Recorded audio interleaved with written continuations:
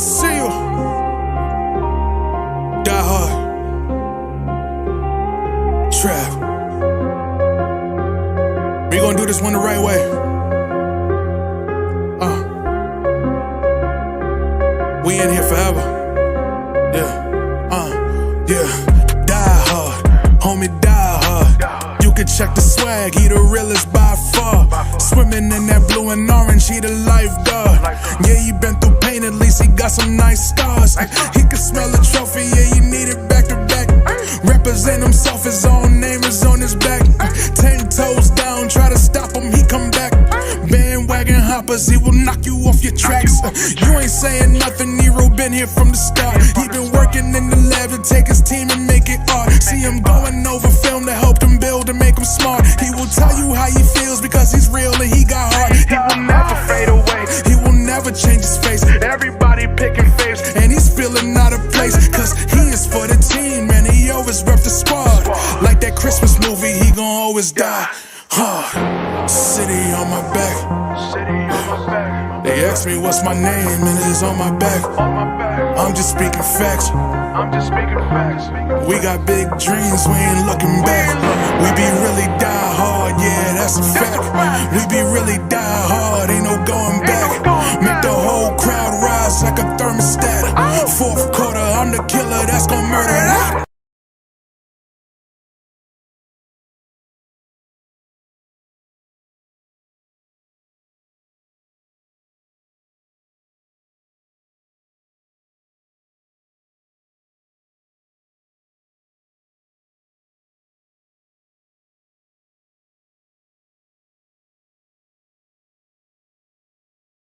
Bang, bang, bang. A little late today, man, but we're doing a watch along, full game watch along right now. We halfway through the first quarter. Knicks are down 24-20. Just turn the sound off on the audio here. Man, you got Wingstop, we got Coors Light commercials, man. Hopefully, you guys are having a good time this evening. We're playing against a rivalry, a rivalry that we have been winning since we lost that playoff series. We have been winning this rivalry, against the Atlanta Hawks. They're a team that's been up and down. We're a team that's been up and down. There's a couple side stories going on with this too. With this guy DeJounte Murray. I'm not a fan of his. I was a fan of him before he became an Atlanta Hawk because his personality is coming through. He's a knucklehead. You know what I'm saying? I used to know knuckleheads like that. I used to hang around with knuckleheads like that when I was his age and younger. You know what I'm saying? So I mean, this guy's rich, and he probably is never gonna stop being that way. So I think the Knicks made the correct decision not getting a player like him because he's just self-centered. His world is revolved around hood mentality. You know what I'm saying? Most of us in New York are from hood areas. You know what I'm saying? Even if you're from the Upper East Side, quote unquote, upper, like high class, or let's say like high priced areas, or like that, like where rich people live, there's homeless shelters and stuff like that too, man. So every neighborhood in New York City is bad. You know what I'm saying? So everybody's from the hood, you know what I'm saying? But not everybody has to keep that hood mentality, especially when you're rich. When you're rich, you're supposed to change. When you get some money, you're supposed to change, not glorify it or still, live certain codes and act that way. You know what I'm saying? So, shout out to my man, DeJounte Murray, but he's a immature kid. Hopefully he gets it one day, you know. Yeah, when he was with San Antonio, we thought, everybody thought he was a different kind of kid, with a good head on the shoulders, driven, trying to become a good basketball player, two-way player, play defense, could score and could pass the ball, could rebound, does it all, But then when you see him now as somebody that got his contract now, he got a little bit of money, and now his personality is out there. You see him in the summertime slapping people in their head and all those theatrics and stuff that he does out there, man. Just not my cup of tea. Yeah, man. So we back here. So my time stamp right now is 6 minutes. Right, we just hit the 6 minute mark. Julius Randle just got the rebound. He's coming up the court here. So Julius and RJ fighting for the rebound. So this is more Julius Randle speed here, playing against John Collins and against the Atlanta Hawks team that doesn't really have a lot of size. So Julius Randle should have a good game. They do have good shot blocking, but they don't have size. So Julius Randle can function in this type of against this type of team. Shout out to RJ. RJ's Knicks have been a step slow defensively for a while, as Brunson just got a steal, and it's going to be Atlanta's ball. 5 minutes and 29 seconds left here. So so far so good. It's been competitive. I've been trying to keep up with the game here, but like I said, I just came home from work. Had a couple issues this afternoon. Excuse me, this evening coming home from work. We got some traffic cops in the neighborhood, man. I don't know if you guys ever had to deal with this, but traffic cops, like any city job, like any job in the world, like you have downtime and you go somewhere to hang out, to go somewhere to chill where you can't be seen. So these traffic cops in the area in Queens, they like to come to my neighborhood and park up. And it's not just one or two of them.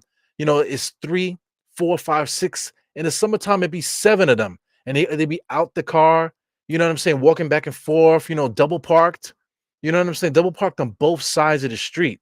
You know what I'm saying? And when you come home from work, you want to get up, you want to go home. You want to park your car and go home. When there's 6 and 7 traffic cop cars just chilling in the neighborhood and they looking at you like like you some kind of pussy, that shit gets frustrating, man. You know what I'm saying? And it means me to have to argue with them all the time or tell them about themselves all the time, you know? So I'm getting tired of that. 2013, and I'm gonna try not to repeat the last few years, man. So shout out to traffic cops out there. Go find another fucking place to hang out, assholes. So Julius Randle's hot right now. 26 to 26, 4 minutes and 38 seconds there. Julius Randle just hit two shots since I've been watching since I came on. So like I said, Julius Randle's definitely probably gonna have a better chance here playing against a team with no size here. Yeah, so I don't know if you guys agree with my take there on DeJounte Murray, but he's definitely not my kind of dude, man. We were talking about that that type of stuff today at work, man. Me and my guy. So just talking about people that they like to talk up too much things, stuff that they used to do, or hood, or always talking about the hood, oh, where I'm from, where I'm from, we don't do that, where I'm from. Listen, man, everybody's from somewhere. So fuck you. You know what I'm saying? Everybody's from somewhere. You know what I'm saying? Well, I'm from the hood, where we from, we don't do things like that. Where I'm from, like, man, get out of here, man. Look, there's a hood everywhere, but let me tell you something. Men will be men. You know what I'm saying? Grown-ups will be grown-ups. It doesn't necessarily have to be just making a masculine thing. It could be a female thing too. Grown-ups are grown-ups. You act accordingly. You know what I'm saying? Saying you're from the hood does not emphasize your masculinity or your adulthood.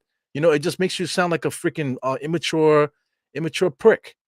And my job is filled with immature pricks, people that always claiming, that they neighborhoods and stuff like that. Listen, I came from a bad neighborhood too, but I don't glorify that. I'm a grown ass man. I work every day. You know what I'm saying? Providing a better situation for my family. You know what I'm saying? So I'm not here to glorify a bad era of my life. You know what I'm saying?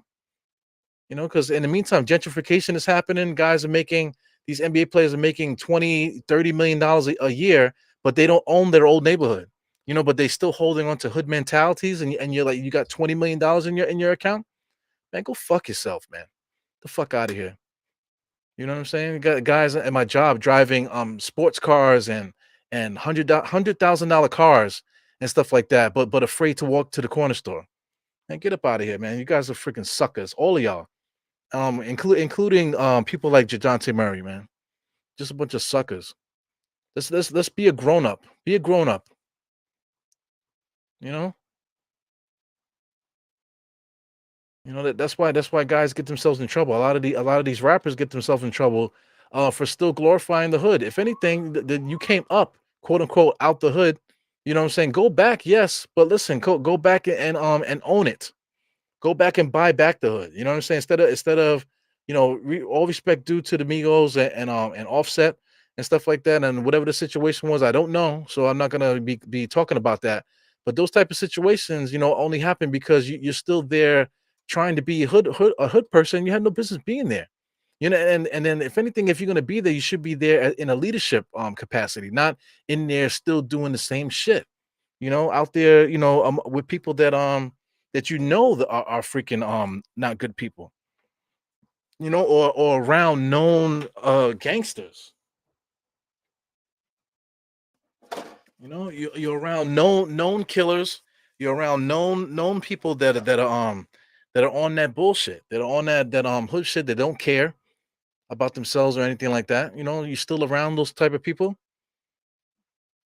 You know, you should be there in a leadership capacity, not in there still perpetuating that bullshit. So that's just me venting, man. This is me venting. I'm a grown man. I don't have time for that. I don't have time for he was like I'm talking about that up in smoke interview, whatever it is with my man Steven Jackson and the other guy that thinks he's a gangster too, you know what I'm saying? They were like they were like doubling down on the stuff that he was saying. Yeah, come through 30, 30 man entourage. Listen, man, I've been there. I've been there, man, but at some point you have to grow up, you know? So yeah, that's my little rant, man. So I mean that kind of sparked the traffic people this morning. Not this morning, just a few minutes ago. If anybody follow me on Twitter, I posted a picture on Twitter. So that's the second time. So the next step for me is to actually be a Karen. I'm gonna be a Karen out there videotaping them and whatever. And then the next step will be me physically going to the precinct and reporting those guys. Listen, I'm a grown ass man. I come home from work and I don't need six traffic cops taking up parking in my neighborhood, and I can't park my car because these traffic cops are here, on their break, basically terrorizing the neighborhood. They give us working people all these tickets all the time. You know what I'm saying? Then now you're gonna sit up in the neighborhood and I can't even park my fucking car and go home. Suck my dick, man. You know what I'm saying? So shout out to Joe Curry. Joe Curry's the first one here. Always good to see Joe Curry. Joe Curry always brings a lot of stuff to this chat. I really appreciate it, man. The game is run and gun. Yeah, it's been fun. It's been fun to watch. I'm watching while I'm ranting.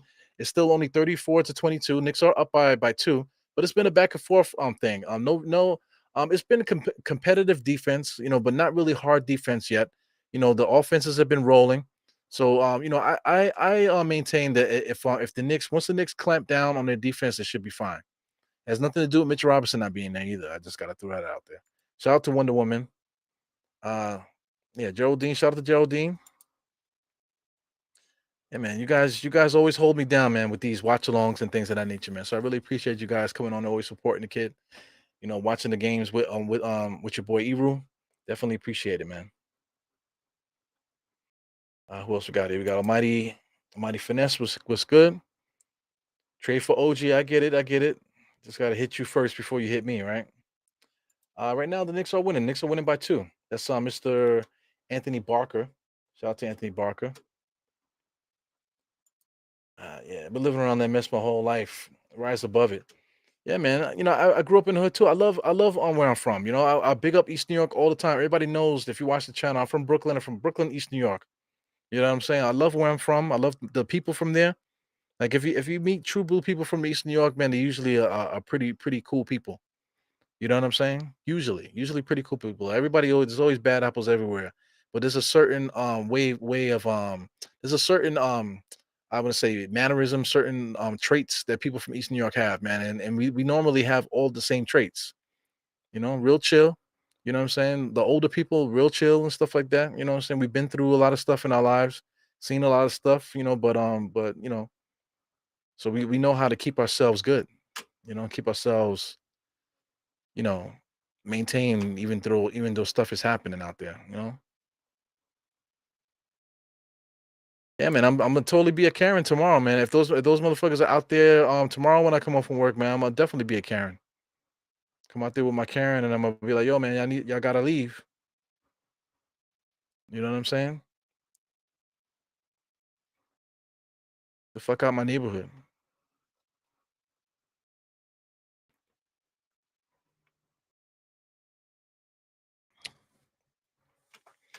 Hey man, what is going on with this stream? So my stream is jacked up today. I freaking hate that. It's definitely something going on with MSG Go because everything else is working properly, but MSG Go is definitely acting up right now. So I might have to reset the stream, see what works there. Shout out to salute to Mr. Ill Matrix. Shout out to Ill Matrix. We got Kareem here. Peace to Kareem. Used to live in New Lots of Van Slycken. I usually work over there. I work right in that area. I've been working there for like a good part of the last like year or so. Been working in that area, so working in the area, making sure that I spend money in the neighborhood too. There's that Spanish food restaurant there on the corner, and New Lots. You try to support that whenever I can. Couple Chinese food restaurants over there. I can't think of the name of the Spanish food restaurant, but it's probably like one of the best restaurants in East New York. Definitely Spanish food restaurants. There's another one too. There's another one closer to actually it's on Van Slycken. Van Slycken and I think it's Pickin, if I'm not mistaken. Van Slycken and Pickin. If I think it's Pickin. You know what I'm saying? It's a really good restaurant, man. They serve breakfast, lunch, and dinner. Really good restaurant over there. And like I'm saying too, over there by on right on New Lots. New Lots right down from the train station. I can't remember the exact block, but it's the last is right next to Popeyes. For those that know the area, really good Spanish restaurant, man. Good service, man. They treat the neighborhood good, man. Really good food there. So shout out to them. So we ended the third quarter right now, 38-35. Knicks are we're on the positive side of things, man. There's no defense being played right now. We're being very competitive. I'm seeing a lot of orange and blue out there in the crowd there. I don't know if Jay Boogie, I don't know if any of those guys are out there watching, but if they're out there, man, shout out to anybody out there, from the New York City area or Knick fans that we know are out there at the game. Hope everybody's having a good time. That's the next thing, man. I don't know if I'll be able to do that this year, but definitely it's on the bucket list, man, to make a big trip to go to Atlanta and have some fun and watching this game out there. Charlotte, I'm really looking at the Charlotte games now too, man. So I think we got a Charlotte game coming up soon, man. So I'm really like thinking about going to Charlotte next. You know what I'm saying? So I mean, that would be, I'm asking a lot from my wife to be allowing me, to go on these one man trips to different places, man. Yeah, but we got that rapport with each other. She trusts me. If she wanted to do something like that, with her girlfriends or whatever, she can go ahead and do whatever the fuck she wants to do. I don't give a fuck. That's how I feel. You know what I'm saying? So I'm hoping my wife don't feel, hope she feels the same way. Well, I'm looking at let me see when do we play Charlotte? I feel like we haven't played them all year, right? So next time we play Charlotte, we play them at home in March 7th. I'm looking for the next away game in Charlotte. So we don't play Charlotte again? So we played Charlotte twice this year already? I'm like looking. We played them 3 times already. So I don't see any more Charlotte games, man. So I think we're done with Charlotte, y'all. Oh man, that sucks. So we're done with Charlotte for this year, if I'm not mistaken. If my eyesight is not good. Yeah, we play Charlotte again March 7th. And then we don't play them again until next year. So definitely when that schedule comes out for the 2023-2024 season, we definitely got to start planning that, man. So all Knicks fans out there from that area, Charlotte area, man, please stay in contact with Knicks Nation, man. See if we can get something going there. Right now we're playing the Hawks. Like I said, I would love to go to Atlanta as well. I've never been to Atlanta. I got some family out there, so shout out to people in Atlanta. Right now, Atlanta's so cheap, especially for people in New York. So there's a lot of people retiring out there. I got a couple coworkers that moved out there to Atlanta, and they live in large, man. This one guy I know, he just retired and went down there with no property or nothing, and I heard that he's doing well right now. Another guy was working his ass off, got a super pension. You know what I'm saying? And he went down there and he's living like a freaking desperate housewife out there. So shout out to people that grind, man. Grown people, man, that glorify the right thing. Glorify saving up for retirement, glorify saving up for your family. You know what I'm saying? So, glorify uplifting your life and uplifting the lives around you. You know what I'm saying? I know a lot of people that are retired that give back to the community, make sure they go back to the hood, but instead of playing dice and shit like that, fucking around in the neighborhood, they're giving back and donating their time and and stuff like that to back to the neighborhood in a positive way. So that's the way that things should be. But people got their priorities all messed up. So here we are. I'm at the 11-17 mark there. IQ is just dribbling on the island by himself, gives it to Deuce. Deuce comes out there, nice little crossover, kicks it back out to IQ. IQ pulls up and knocks down the corner three. So that's what I love, man. Let's let Deuce do point guard stuff. Let IQ do the scoring. So the Knicks got it backwards. They letting IQ do point guard stuff, looking to pass and get the ball back. It's just wasting time. So I mean the Knicks will figure it out, man. So far, no antics right now. Everybody's very respectful out there, just competing. Guys are playing hard. There's nothing, no extra critical activity stuff going on right now. Good defense by my man Murray, the knucklehead Murray. He's playing really good defense, kind of setting the tone. Here goes Obi Top in there, posting up, turn around, jump shot to nowhere, and he misses that. So Obi Toppin is trash, man. These opportunities that he gets, man, he doesn't take it. So he's one of those guys. You can see that he's trolling Tom Thibodeau, like he just stands in the corner, doesn't want to shoot threes. All he wants to do is shoot threes. He doesn't want to drive and stuff like that. So it's like he's almost forcing Tom Thibodeau, I mean the Knicks to trade him. That's what I'm thinking. You know what I'm saying? He just wants the opportunity all for himself. Like he doesn't want to just like play well in the minutes that he gets. He just wants to fit in and just wait for someone to give him an opportunity. Here goes IQ, man, really doing his thing there. IQ just was in the post there and he caught Murray in the blender and was able to get to the rim and with a nice little finger roll. So IQ has definitely changed the way that he's finishes around the rim. Everything is not a floater. He's been making nice, real finishes at the basket, man, in the last couple games, man. So shout out to him. Shout out to RJ too. RJ just drives the lane there. He did draw the foul. He didn't make the bucket. But at the last game, against what was it against Toronto? Man, I mean, the guy was doing a great job finishing around the rim. All the opportunities he was getting in the beginning of the season that he wasn't able to finish. I feel like now he's developed finishing moves in season. Or maybe just his confidence finishing the moves are have become, a lot better, man. So shout out to him, man.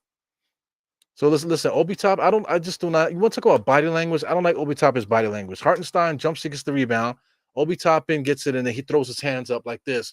You know what I'm saying? That you want to talk about body language? That is horrible body language. So I don't know what's going on with this stream here. MSG Go is really jacking me up today. And so new lots of Van Slick and shout out to East New York, Mr. Joe Curry. Let's keep driving here, making sure I get everybody. Anybody here that I didn't see before? Got Trish D is here. What's good, man? Salute to the chat. He said I take shooting 80% any day of the week, but assists are 6 to 12. Move the ball. Yep. I'm with you. So I mean, both teams are trying to figure out a way to instill their will on the other team. So right now, the Knicks are up right now, but Atlanta, as soon as Murray gets hot, and or as soon as Trey gets hot, it changes the game for everybody here. The rest of the squad that Atlanta has, they're adequate. Everybody's role players. Even Collins, they paid him. Collins is not a go-to guy. He's paid like one though. You know what I'm saying? So all those guys we don't really have to worry about. Excuse me, it's just that backcourt. So here goes Brunson, able to get to where he needs to go. Hartenstein didn't read the floor well there. He wasn't able to get himself in position for the rebound. So we go Deuce. Deuce is guarding the ball here. Murray comes around the screen. Good screen by Okongwu. Ends up with being a 3-point shot by Collins that I just finished shitting on just now. So here goes Brunson. Brunson comes across the timeline. So they got like a pseudo zone going on here. They got like a man zone. Goes Deuce. Deuce shoots the 3 on the zone, breaks the zone, hits that 3-point shot. So Deuce McBride, he does a good job of being a spot up shooter, not doing too much. I would like to see his usage go up, as far as dribbling and creating offense and stuff, and allow our scorers like IQ to be receivers and stuff like that. I think that's something that needs to happen with our squad next evolution in that development there. Brunson making his dribbles around, gives it to Grimes. Grimes fakes a shot, gives it right back to Brunson. Brunson goes into the paint, throws an alley-oop to Obi Toppin, and he throws it down. Yeah, so Obi Toppin, that's all he wants to do. He can't wait to get that alley-oop to dunk it back down. That's about all he can do. So here we go. Hey man, Atlanta's dope, man. From what I see, I would love to go out there, man. If I go out there, I want to go out there long enough so I can enjoy the neighborhood and stuff. Enjoy and really like be around Atlantans, what I'm saying, smell the air, take a shit. I want to take a couple shits out there, to plant my DNA in the area, you know what I'm trying to say? He said, Eru, I live in High Point, North Carolina. I'm just 2 hours away from thing. Yeah, okay. That's cool. So I can't wait to go out there, man.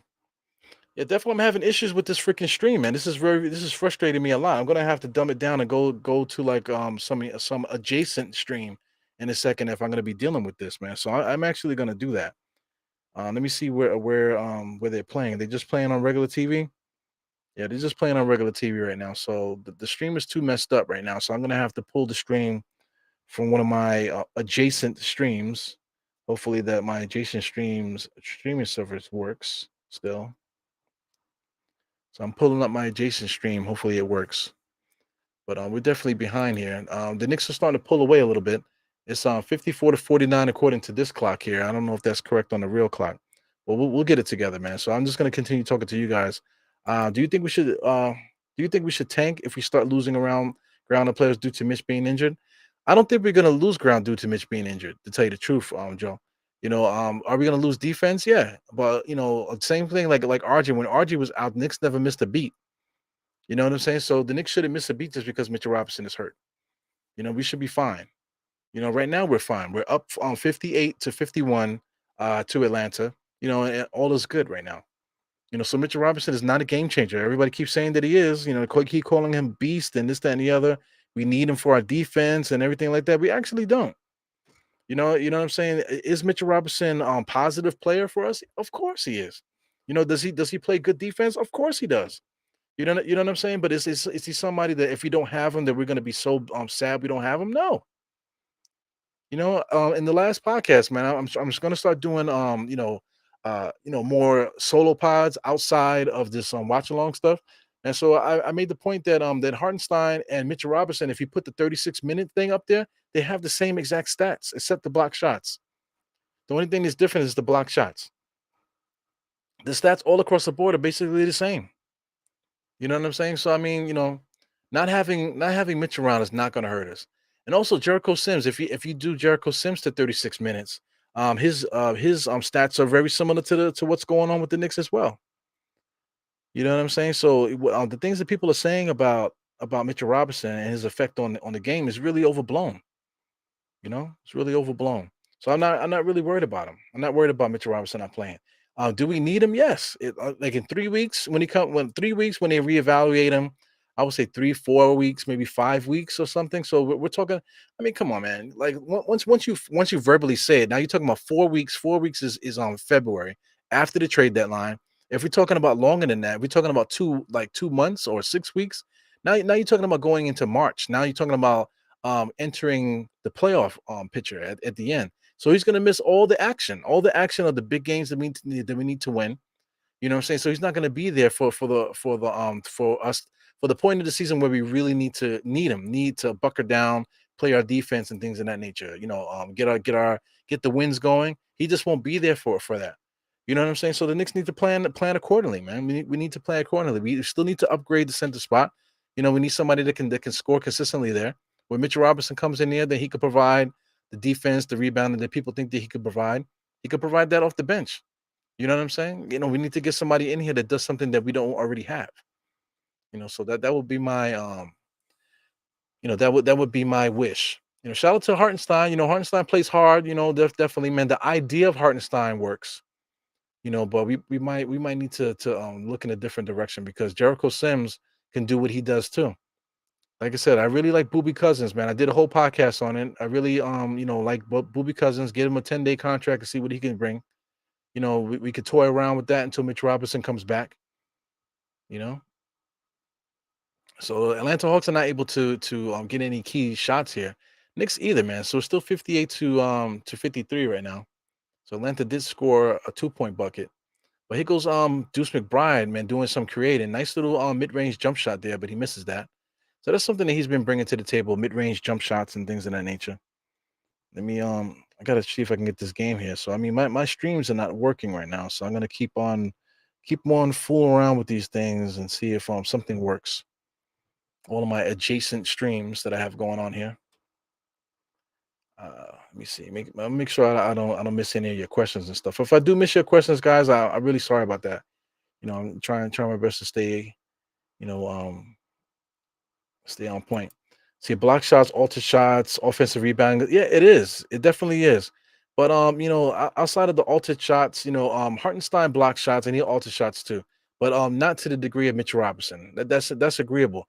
But the rebounding, the offensive rebounding, like I said, if you do the 36-minute thing, they're identical. The rebounding is identical, man. You know what I'm saying? So in theory, if Hartenstein got his minutes, he still would get the same offensive rebounds that Mitchell Robinson would get, man. So it's not something that we really need, man. Difference maker, my ass. Yo, Joe Curry. To tell you the truth, difference maker, my ass. So I mean, getting Miles Turner and Robinson would be a good idea.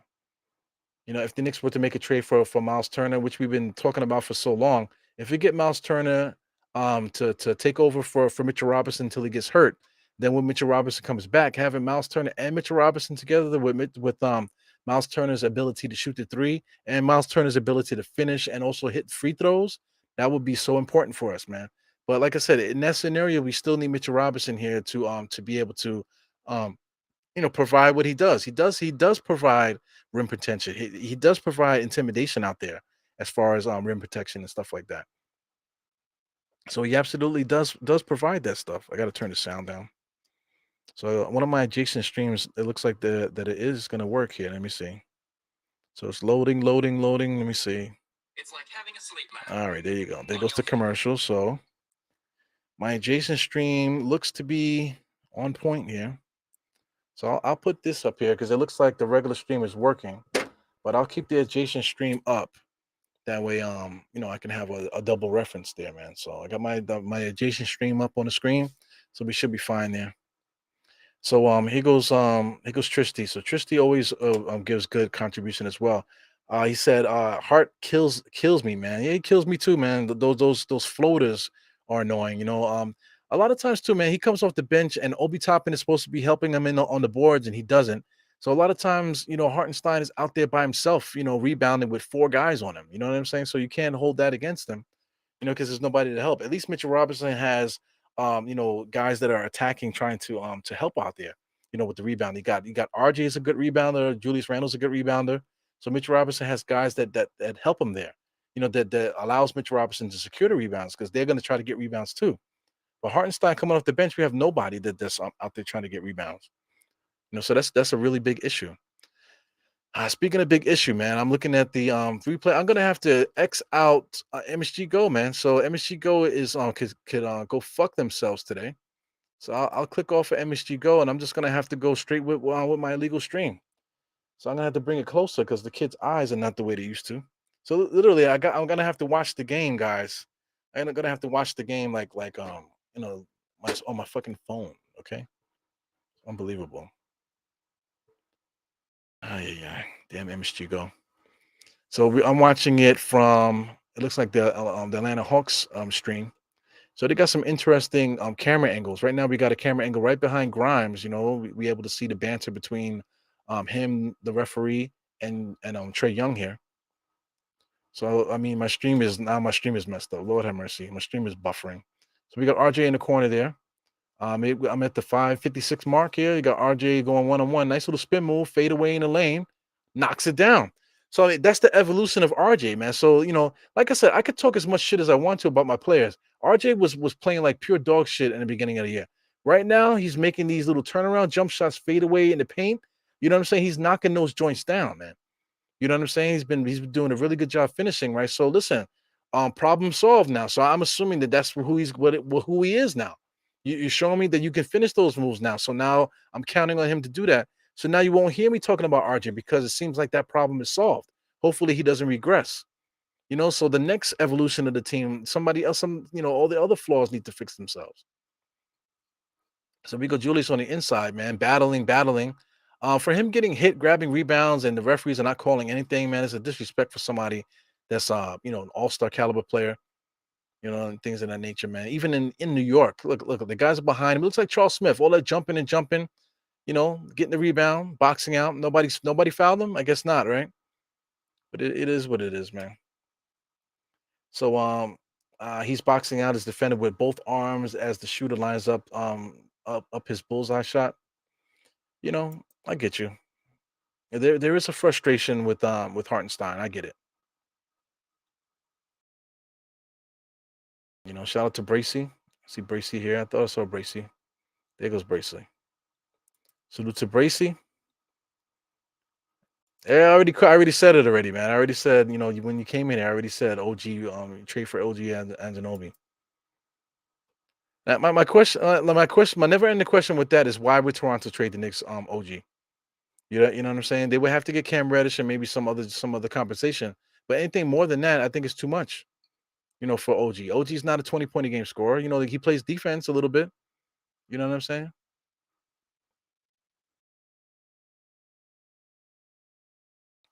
But it is what it is. We're gonna have to figure that out as time goes on. Um, yeah, man. Il Matrix, those moves that RJ's been making in this game, and that he's been making recently, I should say, it reminds me of Brunson. So Brunson is clearly becoming a positive effect on the team. People make too much of the assist that he gets, and we got people complaining that he's a chucker and then this, that, and the other, not making his teammates better. But you can see his influence throughout the team. Julius then picked up some go-to moves. RJ's finishing better as the year goes on. So I think that's a testament to how good of a leader that Brunson is. You know what I'm saying? Here goes Julius on the inside in trouble, able to get it up there, man. But if they're gonna call a 3-second violation. So I mean, they call things what they want to call, because I mean, I feel like every game these NBA players are constantly in the paint for 3 seconds, man, and they never call it. But you're gonna call that on him there. Amadi Finesse keeps saying the same thing. Amadi Finesse, man, you keep saying the same shit. I'm a freaking have to block you, bro. You know what I'm saying? I don't want to keep seeing the same shit on my fucking timeline about the OG. I know it's funny to you, man, but I might have to put you on timeout for a little. Not block you. I might have to put you on timeout for a little while. So I'm Jarrell. He's around. He's probably watching, but he's probably like doing something. He said he usually keeps the audio on, while he's doing whatever he's doing. So shout out to Harlem CEO Randall with the 17 pump fakes. Yeah, man. Force the referees to call that 3-second violation. I got some weird drinks over here. I'm not even sure what the hell that is. It is what I think. I still might drink it though. 65 to 64 on my clock here. I'm at the 2 minutes and 22 seconds right now. Julius Randle had a layup, but he chose to swing it around there. So nobody wants to shoot. We got Brunson that excuse me, Grimes that's driving into the paint there. Interior pass to Julius, able to get the dunk. So I got some lagging on my little stream too. So I mean I can't win today. I can't win today.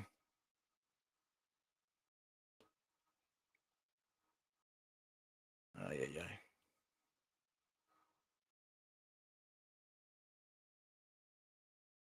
Just taking a look at what you guys are saying. Trade check. It works. Works. Should we do RJ Fournier for OG? Yeah, but why would they do that though, man? Why would Toronto trade OG and Gary Trent for RJ and Fournier?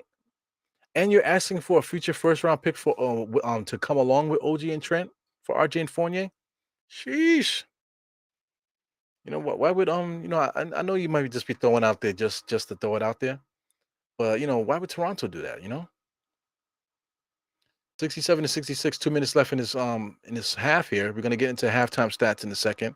So I can't wait to I really want to see what the differential is as far as rebounding and turnovers and things of that nature. Got Brunson with a spin jump shot there. He misses that. Comes back to Atlanta. Atlanta's running their offense.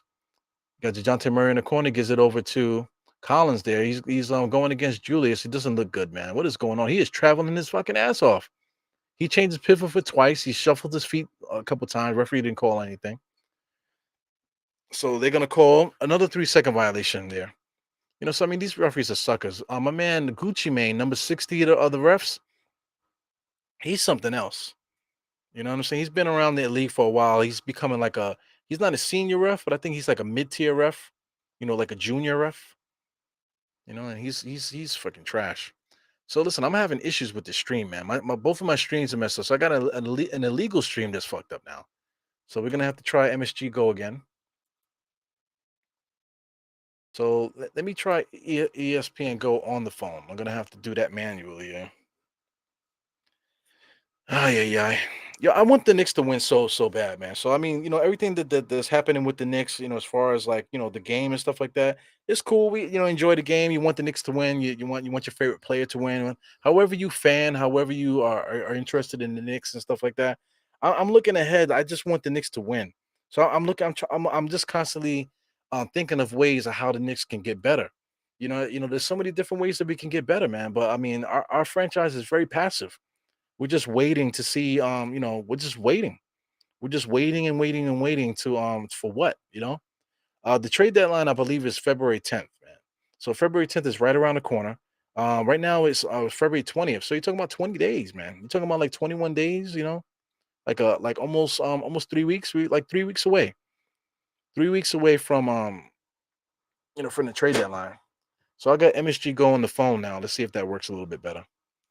So 71 to 68. We're about to end the half here. You got an open 3-point shot here. Is that Murray?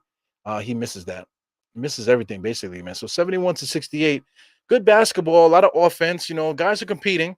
There's not really any hard defense happening right now. DeJounte Murray just tried to get in Brunson's head just now, but you can't do that. Brunson is a freaking dog.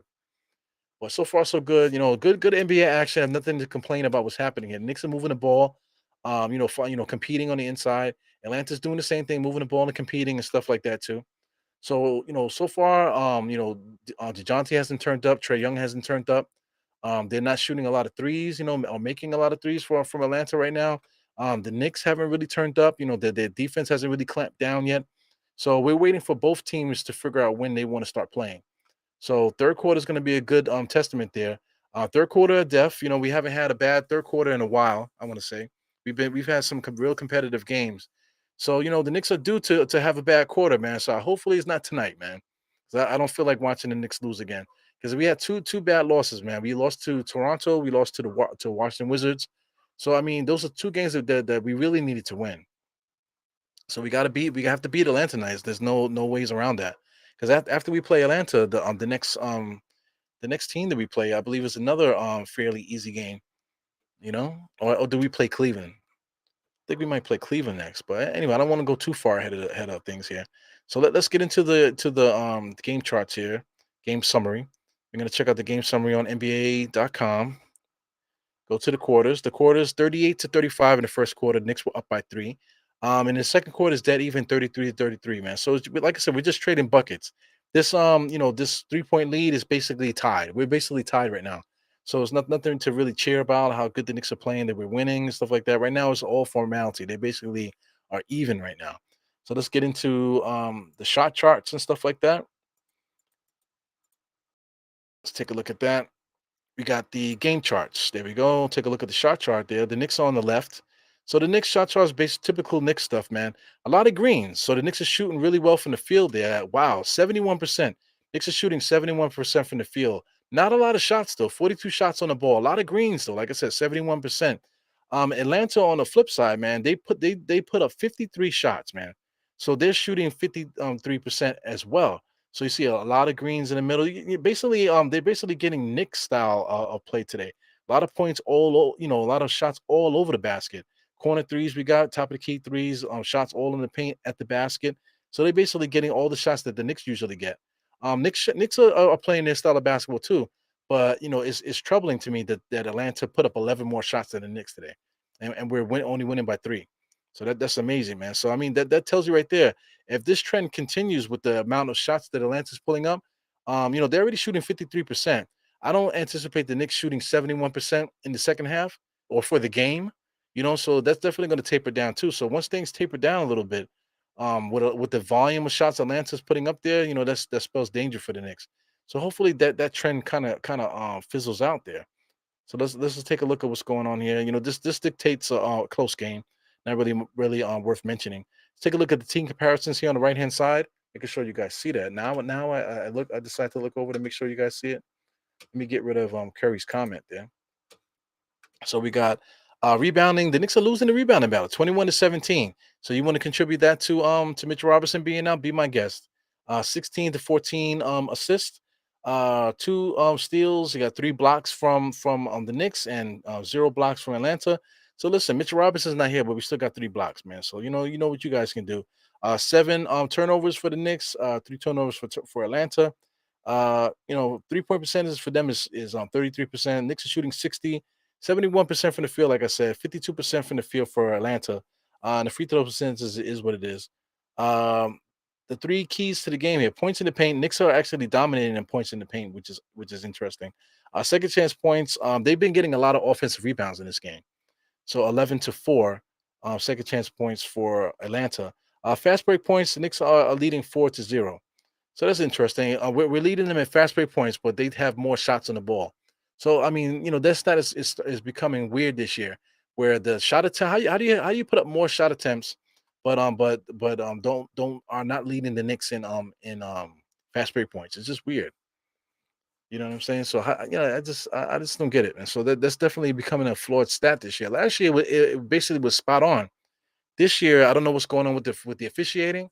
The scoring is definitely up this year, so there's something going on out there with the scoring and how it pops up on the box score. So let's take a look at some of the actual box score with the individual stats and stuff. So we got the Knicks going on here. Like I said, like I say always, this thing is gonna jump in a second. And I freaking hate that because I'm looking at stats and then it jumps. And then now I'm talking about somebody and that's not their stats. That happened last time. So Jalen Brunson, he got 14 points, 4 assists, 2 steals, 2 blocks, actually. So Jalen Brunson has really been going after in the blocks recently. So Jalen Brunson is doing him. He's doing what he does. It's amazing. He only shot one free throw right now. As much time as he spends in the paint, he only has one free throw.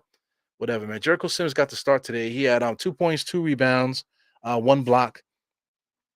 No fouls there. He did play 13 minutes, so it's interesting that he wasn't able to get rebounds on this team.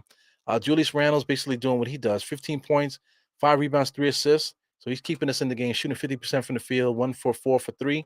Only 2 free throws, man. A couple times he should have gotten free throws. I just don't understand what's going on with that. Quentin Grimes, 2 for 3 from the field. That's all 3-point shots. He has 2 assists and nothing else. 3 personal fouls. Quentin Grimes, he's either going to give you 30 something points, 20 something points, and be really dominant one game, and then the next game he'll give you a fucking blank. So that is what it is, man. We definitely need to upgrade something, guys. Maybe Grimes can continue starting. If it like people mention Clarkson, but getting like a Jordan Clarkson or something like that. But we already got Emmanuel quickly. So Emmanuel quickly did play 13 minutes off the bench.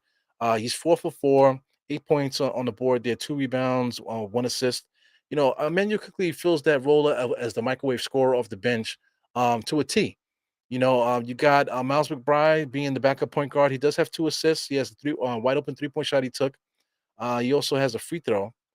So he did. No, he missed that 3-point shot. Oh, he never attempted a 3-point shot. No, he made the three. He made it three.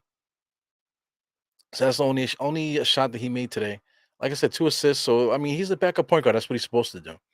But quickly, I feel like the Knicks really need to emphasize him shooting the ball, Emmanuel quickly for us to be successful. Did I mention RJ? RJ's perfect from the field today, playing excellent, scoring the ball, not really contributing to the rebound department and stuff like that, man. So I mean that should be different. Hopefully, entering the second half, the Knicks should start playing more of their style of basketball. Maybe the referees will help them out too, man. Because I mean, Knicks get into the paint, but how do we get into the paint consistently like this and don't get rewarded at the strip? So it's very odd here. It's very odd. Hartenstein right now, he got 2 points, 4 rebounds in 10 minutes. He's doing what he does too. So I mean, these are all role players. Obi Toppin, 3 for 4 from the field. He hit a 3-point shot. He got 7 points, 3 rebounds, 1 assist. So it is what it is. We got a team full of role players, man. We got top heavy with Julius Randle and Brunson. Uh, you know, RJ is a part of that mix too, and then the rest of the guys are just pure role players. Like we need another guy. I don't know how many times we can say that, man. We definitely need another guy. DeJounte Murray and Trey Young's very top heavy offense in the backcourt. Clint Capella 7 for 7. 7.7 rebounds. He doesn't have any blocks right now, so that's what he does anyway. DeAndre Hunter has 9 points. So he's been playing pretty well. He's on one. He's on both my fantasy teams that I have. What else is going on here? All the rest of the guys are just basically role players. Bogdanovich on Atlanta has been hurt all year. There was going, I think Nate McMillan said something about his knees or something like that that's going on with him. He's been hurt all year. Collins has had a good scoring first half. Okongwu had a good defensive first half as well. It didn't show up in the stat sheet, but he's been playing very aggressively out there.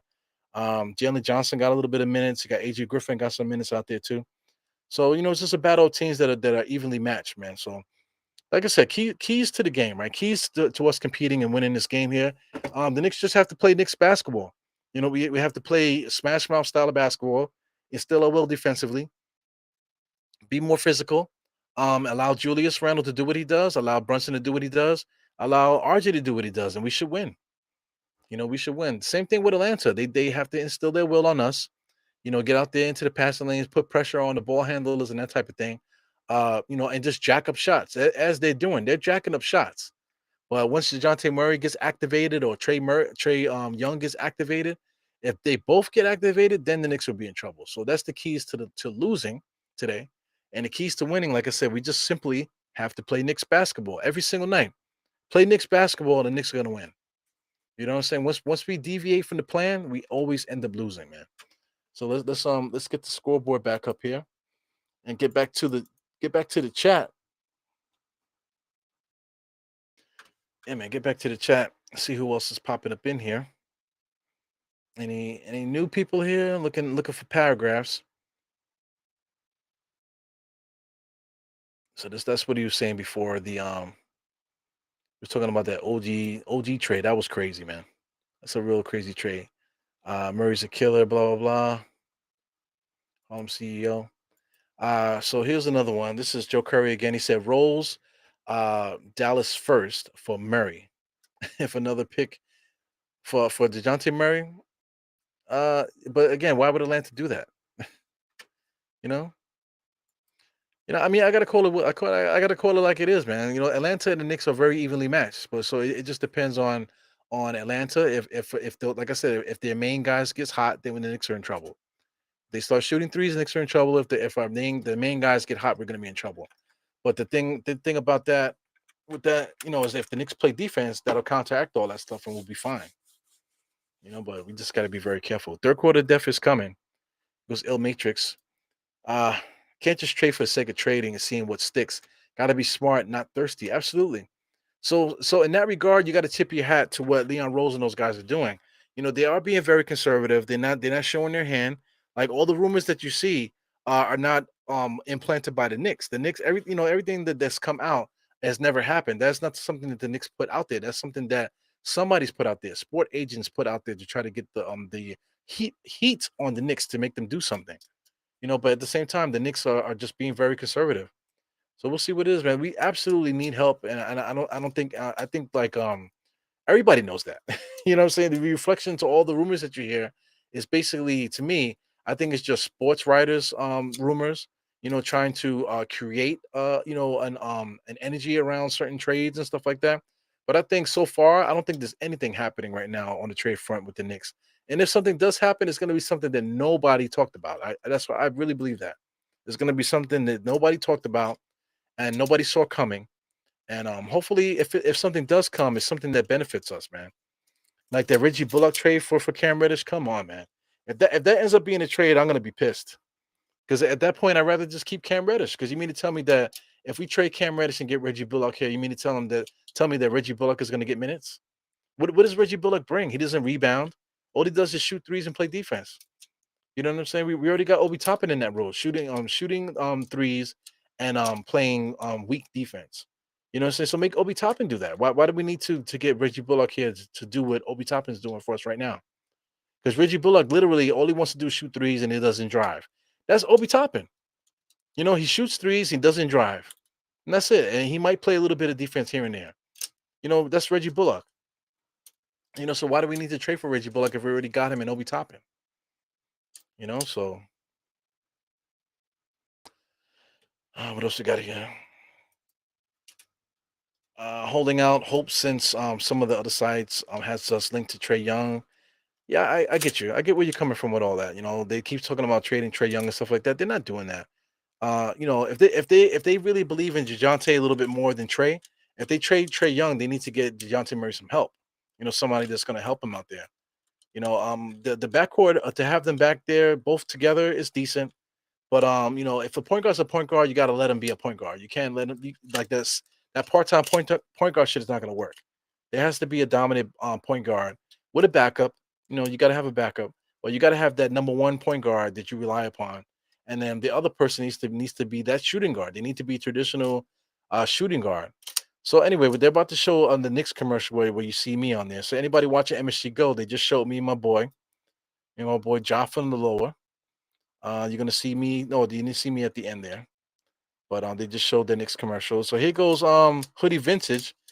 He's a friend of the Dynix podcast. He's been on the show once before. If anybody wants to take a look at that, you know, I did an interview with him. Really dope, super dope dude, man. You know, I wish I had more time to hang out, man, to hang out with these different guys, man. Because this guy, my man, Hoodie Ventures is a really good dude, man. Super good dude. Trying to hook him up with my sisters, bro. But he's a big time Ewing fan. He got all those Ewing sneakers as you can see in the commercial. Shout out to Nick's Omni fan, you know, because that was an Omni fan commercial that they keep showing me in. So that's dope, man. Shout out to Omni fan. They're good chicks there, man.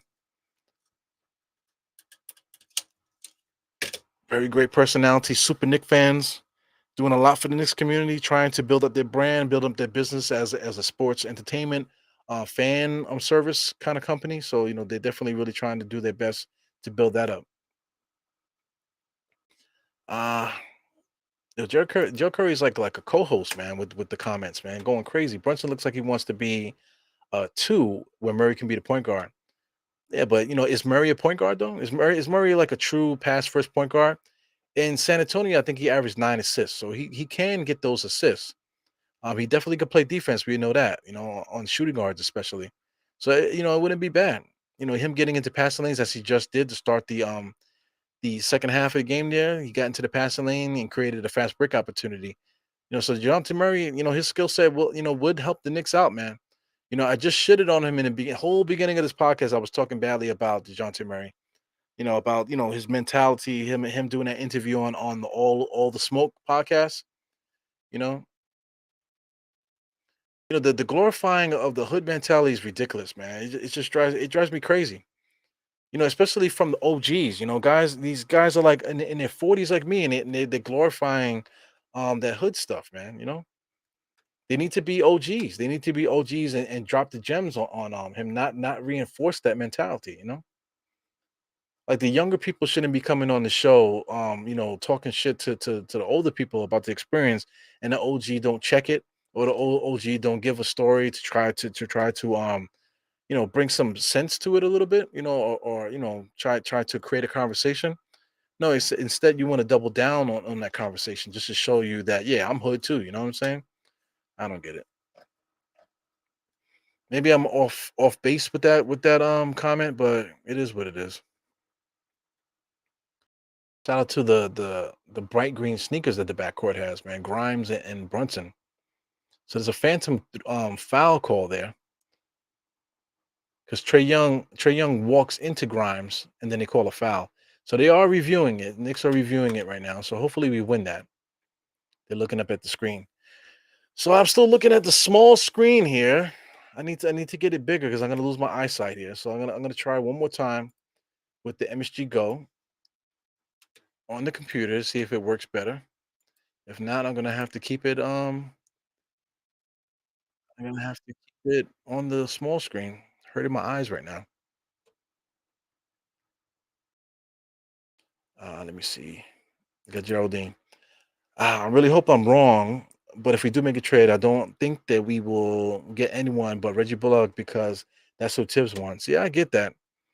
You know, he's a good defender. He can shoot the three, but you know, he's getting older. You know, he's not athletic. You know, he doesn't help out. He doesn't bring anything that we don't already have on the roster. That's the problem. Cam Reddish can at least he can finish. You know, Reggie Bullock is not really a good finisher. So I mean, the computer version of this MSG Go is really not working, man. So it's got to be my system. Maybe it's my system that's messed up. I don't know what's going on, man. It's very frustrating. But Trey Young is shooting some technical free throws here. It looks like he's shooting the second one, so he got 71 to 71. Also, so they called a technical foul for that shot there. He's shooting three free throws here. So that's his third free throw. So now he takes a 2 point lead, and they're gonna get the ball back. That's crazy. So anyway, whatever call was made, it was a poor call by these refs here. Yeah, so I don't know what's going on here with this MSG Go shit, man. I'm gonna have to exit out. It's legit not working on my computer right now. So, like I said, I'm using my small screen. So if anybody looks like wondering why I'm looking down, I have to look at my small screen. I think I might have to pull out one of my tripods here, man, just so I can get this thing closer to my face. Ay ay ay. So we go. Trey Young does a ball fake there, comes in and still makes a layup right in front of Julius Randle's face. So this is the momentum that we did not want to happen with these Knicks. 75 to 71, 10-minute mark of 47 seconds. The Knicks are running their offense, man. Jericho Sims just sets a screen for RG. Doesn't do a good job. RG does a nice little spin, gets the ball up at the rim. He tried to throw an alley oop to nowhere, which wasn't a good play. So here goes Trey Young. Watch out for the 3-point shot. He launches it. He launches that 3-point shot. He loves to do that. Knicks tried to chase down the rebound, but it's going to be Atlanta's ball, 75 to 71. So this is a nightmare scenario right now because Atlanta seems to have the momentum. They're looking to get the home run shot there with Trey Young on that fast break 3-point shot. So look for Atlanta to try to pile on the 3-point shooting right now. Dejounte Murray looks like he got a little bit of a bounce in the step. He kicks it out to number 12. Definitely got fouled by Brunson there. So a little chippy stuff going on out there. Another foul by Brunson. So it's going to be a foul on the floor. No free throw shots for that one. All right, so the Knicks are in dangerous territory, man. Inbounds pass here from Hunter to DeJounte Murray. DeJounte Murray comes across the screen. He's looking, penetrating, gets into the paint. Floater misses it, catches his own rebound. Knicks are very slow to everything here. DeJounte gets it back and lays it right back up. So the Knicks are getting caught with their hands at the sides, not really being active out there. So Brunson comes up looking kind of lethargic. IQ to Julius, back to Brunson. Brunson over top of the key, he doesn't take the screen, gets double teamed back to Julius. Julius is looking, he's in his lab there, being guarded by a little guy. He's got caught with a double team, cross court pass to Brunson. 3-point shot is up, no good. Knicks are not in position to get rebounds, man. Here comes Atlanta Hawks, man. You got to stop the ball. Stop Trey Young from pulling up. They definitely closed them off just now. Trey Young gets into the paint, floater, knocks it down. So we got two active point guards here on Atlanta that's able to get into the paint and make these little floaters. So the Knicks got to call a timeout. So listen, the game is getting out of hand right now. Atlanta Hawks is like I said, one team has to start instilling their will on the other team, and Atlanta is doing that for the Knicks, man. So right now, 79 to 71. Like I said, we're in dangerous territory. The Knicks don't seem to know what they're trying to do out there. Atlanta Hawks has found out what they need to do. So I mean, this 79 to 71 lead could balloon the way the Knicks are playing right now, body language wise, and everything else, man. It just looks bad right now. Ah, yeah, yeah. Uh, yeah, a flagrant foul. That is garbage, man. So I mean, the referees basically took control of the game there and then caused that run. The flagrant foul, 3 free throws, and the ball. Shit. You know, trying to find one comment that I missed there. I can't find it. The only Bullock trade that you'll make is if we get Fournier. I get that. That's something that Dallas might do. Because if they think that Fournier can help them out on the perimeter. But what's the difference between Tim Hardaway Jr. and Fournier at this moment? At least they're both are fiery players, man. So they basically both are the same. So what's the difference between those two guys? You know, uh, you know, Tim Hardaway Jr. is like 6'5", and Fournier is like 6'7", I believe. So that's probably the only difference between the two players. Take the French out of New York. Yeah, definitely Korean. Thank you. Thanks for the support, my brother. 75 to 71 at the time there. I just fixed the clock there. So it's 79 to 71, 9 minutes and 35 seconds left in this third quarter. Let me see. 3 weeks. 3 weeks, that's like 14 games. We can be way under four. Yeah, absolutely, without Mitch. Yeah, but like I'm trying to say, like I'm trying to say, a game like this, how would Mitchell Robinson impact a game like this? Because Atlanta's not really getting a lot of shots inside. He will help out rebounding wise. I think in a game like this, he would dominate a smaller club, like Atlanta. But he's hurt, so he's not gonna be able to contribute. But it is what it is. The Knicks were leading at one point, in entering the second half. So I mean, it's very possible for the Knicks after this timeout to catch their momentum and catch back up and make it back into like a close game. Still possible. But we can do that without Mitchell Robinson. Mitchell Robinson, his defense is not his defense is good, but people give him a way too much credit, man, for what he contributes. Like I said, we definitely need him. I can say both things. You know what I'm saying? I'm not dissing Mitchell Robinson, when I say that.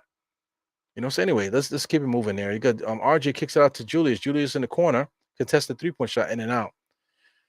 Yeah. Here comes Atlanta. So Atlanta's gonna look to stalk. IQ is backing up, backing up, backing up. All right, so at least he's not going beneath the 3-point line. Good pass by Trey Young on the inside. Kicks it out to Collins. Collins spin move, dancing and prancing with Julius there. Got him in a nice switch there with DeJounte Murray. DeJounte Murray gives it to Collins, being guarded by RJ, pulls up and knocks it down. So I know a lot of people don't like to talk about momentum, but Atlanta has the momentum right now. It's 81-71. The Knicks are drowning right now. Brunson brings the ball up the court. Knicks are looking to run some offense. Two-man game going here with Brunson and Julius. Now the physicality as far as defense is coming for Atlanta right now. Brunson gets all the way into the paint, misses it. Knicks fighting for the rebound. Jericho Sims finally secures that rebound, gives it out to Julius. Julius is standing in the corner. He got 10 seconds on the shot clock. Faking, drives to the right, pulls up the jump shot, but he's gonna get some free throws here. Hey man, so the Knicks are in trouble, man. Knicks got to get some points on the board. Hopefully Julius can make his free throws here and keep us in this game. Yo, Kareem, man, it's like deja vu. Every single time that we lose a game, we lost to Atlanta, we lost to Toronto. Basically the same way that we're losing right now to Atlanta. You know what I'm saying? So it's really more what are the Knicks doing? So I agree. This statement right here, fudge. What are we doing here? What are the Knicks doing here? It's a question. It's an age old question right now. This is what the Knicks get themselves involved in. Uh, if Grimes going to keep getting called for the foul on Trey, he should make it count, make him feel it. Absolutely. All these ticky tack fouls, man. If they keep calling, then we have to hurt these guys, and that should be the mentality. I don't want to see when I say hurt, I'm not talking about injure. But you got to let guys feel you. Right now, Dejounte Murray is bouncing. You know what I'm saying? He's talking now. I'm getting in Brunson's head, it looks like. So I mean, he's doing his thing. Brunson comes around the screen, gets it to RJ. RJ comes around the thing, gets instantly double, triple team now. Got the ball slapped out of his hand. Julius Randle fighting really hard, makes the basket, and he gets the free throw. So Julius Randle is single-handedly trying to keep the Knicks in this game. So NBA.com is messing up too, man. So I don't know what's going on here with this internet today. So the internet's not cooperating. Thank God the stream is working good. But right now, these other services are not working. 84-72. Knicks are down by 12. Julius Randle's at the free throw line now. He's gonna get some free throws going here. So that's actually not the right score. So come on, NBA.com, let's get it together. So this is the correct score. So Julius Randle misses the free throw. Atlanta comes on a fast break. Trey Young pulls up, 3-point shot. Lord help me. So Trey Young just hits another 3-point shot. So DeJounte Murray is jacked right now. So they're looking to punch the Knicks out. 87-74. Knicks look done. Knicks look done. Knicks are saying that E-Rule just end the stream because we don't got it today. Jericho sends with a floater, with a Hartenstein-esque floater in the paint. Here comes Trey Young stalking down the Knicks there, crossed over, pull up 3-point shot, misses everything. So listen, they're looking to give the knockout blow. So these guys are playing a little bit too arrogant. So that plays up into right where the Knicks are trying to do. The Knicks are trying to come back. Let Atlanta play this video game style of basketball, trying to get these home run plays there while Julius Randle shoots a three. So Julius Randle makes a three. So Julius Randle hits a 3-point shot, hit 2 layups. So we're talking about a 7-point lead, excuse me, a 7-point run alone by Julius Randle. Julius Randle got 21.6 rebounds. 87-79 on my clock. I'm at the 6:56 mark right now. Atlanta dribbling. DeJounte Murray drives on RJ, pulls up midway, in and out. Julius Randle with the rebound, dribbling up the court in the middle, comes over to the right, looking, goes in between the legs. Too many dribbles in between the legs there. Pushes off on DeJounte. Thank God they didn't call anything. So they call a travel. I mean, these refs are crazy. Yeah. I need to see a replay. So here goes Julius. He's dribbling, dribbling. So he spinned. Where was the travel? Where was the travel? I don't get it. He had a pivot foot. You're allowed to take the step and jump. And that's exactly what he did. And they call it travel. So I mean, these NBA refs are garbage, man.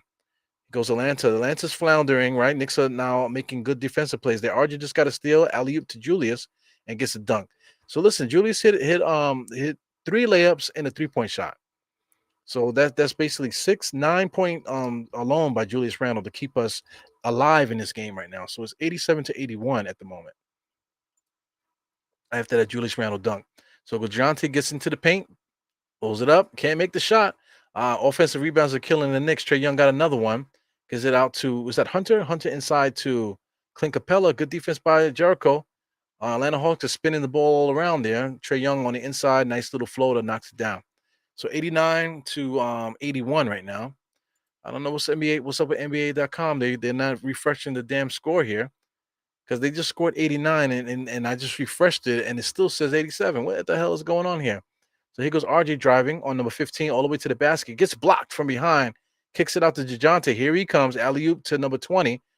He tried for the highlight dunk there. And that's the issue. That's what's keeping the Knicks in the game because the Atlanta Hawks are a little bit too cocky right now. So that's giving the Knicks an opportunity to come back into this game. But the Knicks are playing so sloppy right now. We're not really connecting on all of our opportunities. So here goes Brunson. 22 seconds on the shot clock, man. He's way deep now. 16, 18, 17, 16. It's a damn shot clock violation. I mean, half court violation. Sheesh. 12 seconds, 10 seconds on the shot clock. Here goes Brunson driving on the inside, fakes a pass on the outside, kicks out to Julius in the corner. 5, 4, 3. Shot is up and he knocks it down. Yo, Julius, 2 3-point shots and 3 layups. You know what I'm saying? So I'm not good at math, but that sounds like a 12 run by Julius alone. 12-point run in this third quarter by Julius alone that's keeping us in this game. And he got fouled? Wow. And he got fouled too? Look at this. And he got fouled. They called a foul. So like I said, Julius Randle got 3 layups, 2 3-point shots, and now he's going to get another foul shot. He missed the last one, so hopefully he makes this one. So good NBA basketball here going on by Julius Randle here. Man, look at this fucking guy. So he's bouncing right now. This is a team that he can do this with. He couldn't do that against Washington because they had size. But Atlanta don't really have too much size out there. So Julius Randle's comfortable playing against Atlanta. DeJounte Murray finds a corner 3-point shot there. Knicks finally get the rebound. The bounce off the rim is very funky, man. The Knicks can't get rebounds right now. Julius Randle feeling himself. He checked 3-point shot. He misses it. Bad shot because now here comes Atlanta on a semi-fast break. DeJounte Hunter comes down and pulls up within rhythm and knocks it down. See, that's the problem. Julius Randle wasn't in rhythm. Hunter comes down there and shoots a 3-point shot in rhythm. So that gets the lead back up to 92-85. I don't know. NBA.com is pissing me off here. Got Brunson. Brunson fell asleep a little bit. He's just walking around with the ball, not really doing too much. A lot of fakes, being guarded by 2 people right now. Somebody's open. Wow, RJ just flings a 3-point shot. He makes it. Fuck. So he just flung a 3-point shot up there with De'Aaron Hunter, whatever his name is, right in his face. He knocks down that 3-point shot. So this is interesting, man. Like I said, NBA.com is not doing a good job of keeping the score updated, but it is 88-92. Knicks are down by 4 right now. So you can really thank Julius Randle for his entire run. If Julius Randle didn't score those 13 points just now, the Knicks would be in bad shape. So that heat check 3-point shot was not a good move there because that allowed Atlanta to maintain the lead. But if we would have ran the offense instead of Julius Randle taking that heat check shot, we might be talking about the Knicks actually tying the game right now. So it is what it is, man. Good NBA action going on right now. That's the only thing you ask for when you're watching the game. Like you want to see teams compete. You don't want the win the easy way. Even though that's nice to blow teams out by 30 and that type of thing. But at least a competitive game and being able to compete with another team, that's incredible too. Yeah, it is. It's what the hell is Tibbs doing? But Tibbs seems to like to play with no help. He seems to like to play behind the 8 ball at all times. He likes to coach from the paper rather than coach what he sees on the court. This is well documented, man. So you already know Geraldine, man. Wasting so much time, complaining about that stuff is just gonna make us stressed out. Shout out to Anthony MSG. They're showing all the Knicks commercials today, man. So Anthony MSG here talking about his podcast. He hasn't done his podcast in years, but he's talking about that he does a podcast. He hasn't done a podcast in years, but it is what it is there. But shout out to Anthony MSG. He hooked me up with those tickets to hang out with Knicks Germany.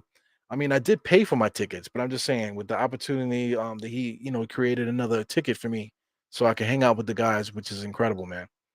So Anthony MSG, I still don't know what the hell he does for a living, man. I think his job is to be a professional Knicks fan. So I think I think he's on salary for the Knicks to be a quote unquote fan ambassador, maybe. I wish they would stop calling him a fan if he's on the payroll.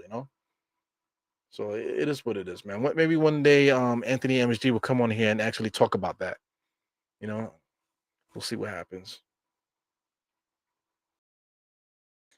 Yeah, yeah. I'm about to get on the pod. I'm pissed. If you want to, Kareem, man, listen. If Kareem, what you want to burst your bubble, man, and pop up on a pod, just let me know. I throw you on there. Come up on here and hang out with me. Definitely wouldn't mind, man. Speaking of that, I forgot all about Cully, man. I don't know if Cully's watching, but I just got reminded that Cully said he wanted to come through on Friday. Let me see if he tried to hit me up. Man, shout out to Cully, man. If Cully's watching, man, I totally forgot about that shit. Like I said, when I'm walking in the crib, I always forget about everything. Yeah, yeah. Yeah, man. So shout out to Cully. I totally forgot about that. I'm looking for Cully on I don't think I follow Cully on Twitter. I'm not even sure if Cully has a Twitter, but I might have to get Instagram going on here. So me focus back on this game here. Knicks are down 95 to 88 now. 3 minutes and 18 seconds in this third quarter. Good NBA action. Knicks are making some substitutions there. So no substitutions yet. Jericho Sims is still out there. You got Brunson, Jericho Sims. You got Julius, RJ, and IQ out there. So he goes. Brunson comes around. So what's going on with Quentin Grimes? Is Quentin Grimes hurt? So I wasn't really paying attention to if Quentin Grimes started the game. Did he start the game? Because it seems like they went with IQ to start the third quarter. You know what I'm saying? So I mean, listen, IQ is he played really well starting next to Brunson, man. He played really well. Him playing off the ball is it makes more sense for the Knicks. So I kind of like that look. Grimes, for all the like I said, the 20 to 30 point games that he's had this year. Shout out to Jericho Sims, man, with a nice little putback dunk there. So RJ's pissed off about not getting called for a foul there. He could have easily got hit with a technical foul, but the referees ignored him. So here goes Trey Young, gets into the paint, kicks it out to the 3 point shooters. Knicks are doing a good job swarming on the perimeter. So I will give them that. The Knicks are doing a good job swarming on the perimeter today, getting back out there to defend guys. Good defense by the Knicks there. In and out 3 point shot. Look at Jericho Sims fighting hard for that rebound. So here comes Julius on the left hand side, being guarded by Hunter. Crossed him over all the way into the paint. Steps out there. Brunson was able to recover that almost steal there. Not able to finish at the rim, but he did get called for the foul. Wow. So the only person that gets love as far as fouls right now is Brunson. So listen, my internet is fine because my Instagram is working as if it's like it's on my cell phone right now on my computer. NBA.com is betraying us right now because they're not updating the score the way that they should. And MSG Go is not updating the way that they should. So maybe it's something going on the the NBA's side, but all my other apps are working. So I don't know what's going on with those two streaming sites there, man. So let me let me see if Cully hit me up on Instagram. Yes, he did, man. My bad. So he did hit me up. He commented on something. I think he did that. No, that's a comment from earlier today. But let me see if Cully wants to get up in here. I don't know what Cully's doing. Let me see. Yeah, Cully's dope, man. So here goes Trey Young, top of the key. The good defense by the Knicks. Knicks are swarming. So what do they call now? They call it illegal defense by the Knicks? Illegal screen or something like that. Off the ball, definitely off the ball. Nothing shooting there. So 95 to 91. Still close game. Knicks down by 4 is nothing. You know, being down by as much as they were a little bit earlier, man, is a whole different story. So let me send Cully the link there. Hit him with the message.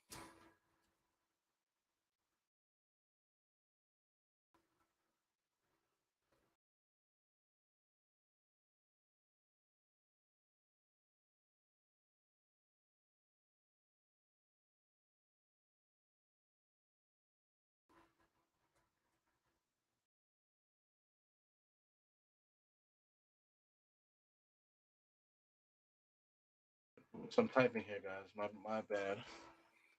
Some typing. I'm not a secretary, so I don't really type fast. So I'll leave that there for a second. Still watching the Knicks game. Julius Randle was able to get a nice little finish on the inside there. So the score seems to be updated properly. So we got a 90, 95 to 93. Good NBA action, man. Julius Randle shooting free throws. So it'll cut this lead to 1 if he makes it. See, Julius up with the free throw and he knocks it down. So it's 95 to 94. 139 left in the third quarter. Good NBA action, man. You know, the Atlanta Hawks were able to get a nice little lead on us, but the Knicks came right back, man. This is a game of runs. Good NBA teams know how to persevere and come back from runs. Julius Randle's being guarded by 3 players, man. He was not able to get the ball out, but he did get the foul. So I don't know if we're gonna get free throws here or what. Looking to see if they're gonna line up. Yes, he's getting free throws, so that's good. So Julius Randle held the ball long enough for us to be granted some free throws. So he's got to make his free throws, man. He can't be going 1 for 1 like he's been doing all game. His eyes look a little red. I don't know what's going on with that. First free throw was up, knocked it down. So shout out to Atlanta. Atlanta's making this a real hard game for us now. Knicks finally tied it up. If Julius Randle makes the second free throw, we'll take our first lead since the first quarter. Well, since like the beginning of the second quarter, I should say. So Julius, here comes the shot. Shoot the damn thing already. He shoots it and he makes it. So the Knicks take the lead 96 to 95. 122 left in this game in the third quarter. Here goes Trey Young. Trey Young looking to set up. Set up, takes the screen, comes over to the right. Crazy pick and roll play there. He was able to finish it. And the foul. That was such a lazy pick and roll. It was unbelievable. The Knicks should not have allowed them to score there. Gonna have to blame that on Hartenstein's defense there. Hartenstein, you know, kind of passive. You know, he made the right read, made the right decision there, but very passive. So like I said, if you know the foul is coming, if you know the foul is coming, then you have to hurt a motherfucker. So here goes Kareem Grant, man. So I'm sending Kareem Grant a link right now too, man. So check it out, Kareem. Just saw the message. So if you want to pop in, man, be my guest. This will be Kareem Grant's first appearance on Dire Knicks podcast, man. Outside of winning hoodies and outside of being in the chat hanging out and outside of being uh you know pictures that I posted of him and stuff like that. Yeah, it's really cool. So here goes Brunson top of the key being guarded by Trey Young. He doesn't take the screen from Hartenstein. We got 7 seconds. Grimes drives, not even looking at the bucket. Here goes IQ, kick gives it into Julius. Julius drives for no reason, gets the ball slapped out of his hands. Here comes the Atlanta Hawks. They're going to be looking to get a 3-point shot. Here goes Trey driving and looking, kicks it out to Hunter. Hunter all the way to the basket. Goes for the layup there, but they call a foul. So are they going to review that? But that's definitely a foul from Hartenstein, though. You can't really argue that. 100 to 98. So he's going to get some free throws with this. See, that's what I'm trying to say. If Hartenstein, you know they might call a foul. Don't be a bitch. Hurt the guy. You have to hurt the dude. Don't be a bitch. You know.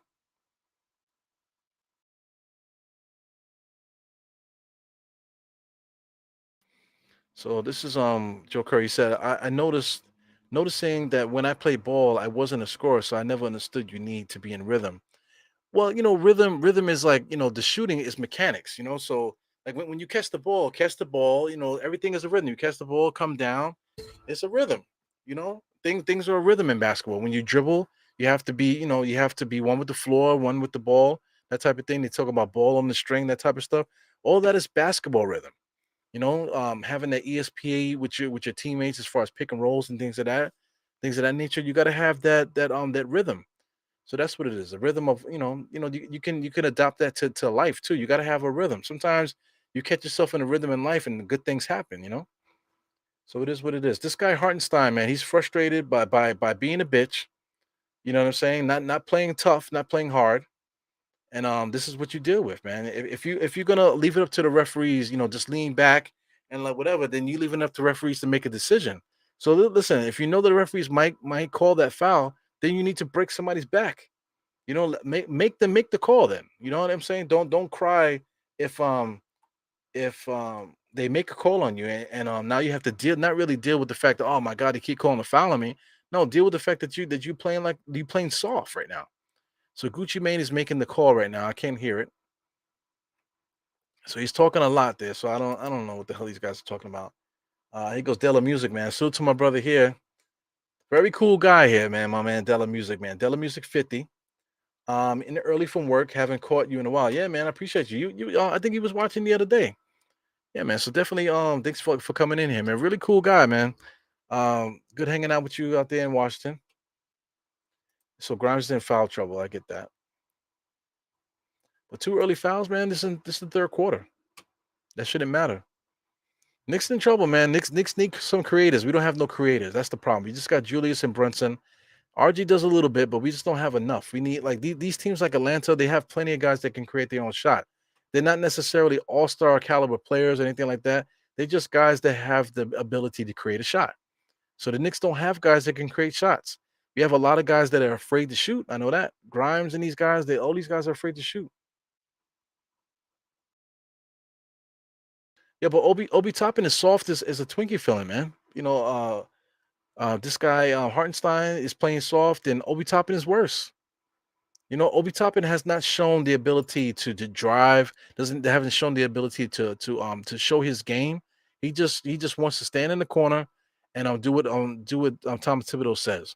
But it's a quote unquote read and react offense, right? So Obi Toppin doesn't have to just stand in the corner and wait for something to happen. That's why Obi Toppin's not playing now because we absolutely could use the scoring. It's not like we're gonna say, oh man, we can't put Obi Toppin out there because I want Julius Randle to score. No, if Obi Toppin could show that he can score, then he would play more often.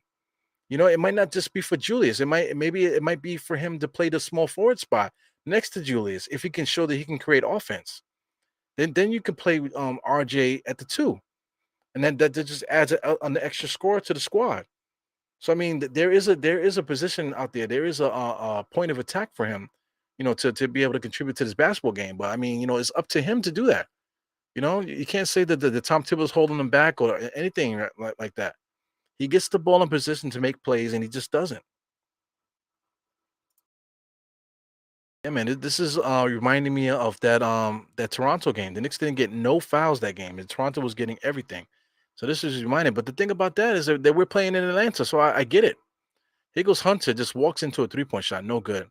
So this is a good game, man. So far, we're frustrated with the Knicks. Atlanta's not playing all that great either. So this is good NBA action right now. So this is mistake time. So if Atlanta gets too cute, if the Knicks get too cute, then we're gonna get ourselves in trouble. So it's gonna come down to the point where which team is gonna instill their will and play their style of basketball and close out this game.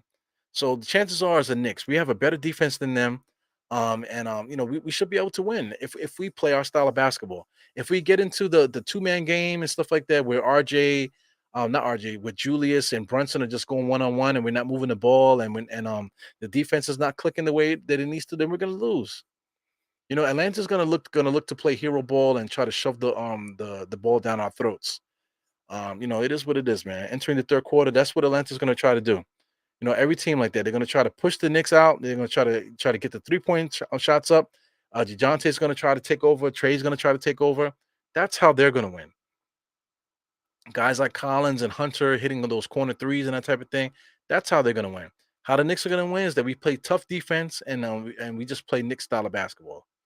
That should be enough. Yeah, man. Yeah, move the ball. Everybody touches it. Read and react. If you get the ball and you don't have the 3-point shot, make the drive to the basket. Obi Toppin has that option to do that every time he gets it. When Grimes is defended too tight because of that 3-point shot, he always drives. Obi Toppin has the same ability, the same permission that Grimes has to drive and make a play, but he chooses not to. Yeah, so it is what it is. So it goes Dale Music. He says, you called it 2 3 man game.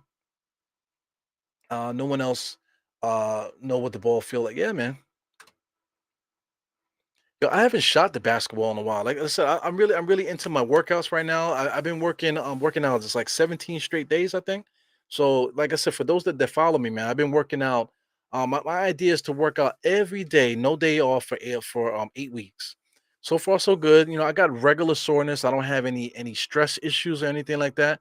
So I've been rotating. I've been doing push moves, which is chest exercises, that type of thing, chest and shoulder pushing exercises like overhead presses and that type of thing, dips, upper chest and regular chest on the machines.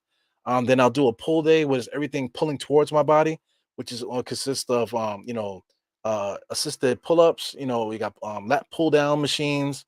I got some shrugs going on like that, to add to that. Some face pulls and that type of thing for the back, bicep curls and that type of thing, for the pulls. And then the next day is legs. So today was my leg day. I hit some milestones today. Not no maxes, because my max as far as the machines, I've always been able to rack your typical machine at Planet Fitness. So like the squat machine is it only goes up to 400 pounds. So I've always been able to rack that. So I made that milestone today. I finally was able to rack it and got actually 4 sets and it's gonna be 8 repetitions off of that.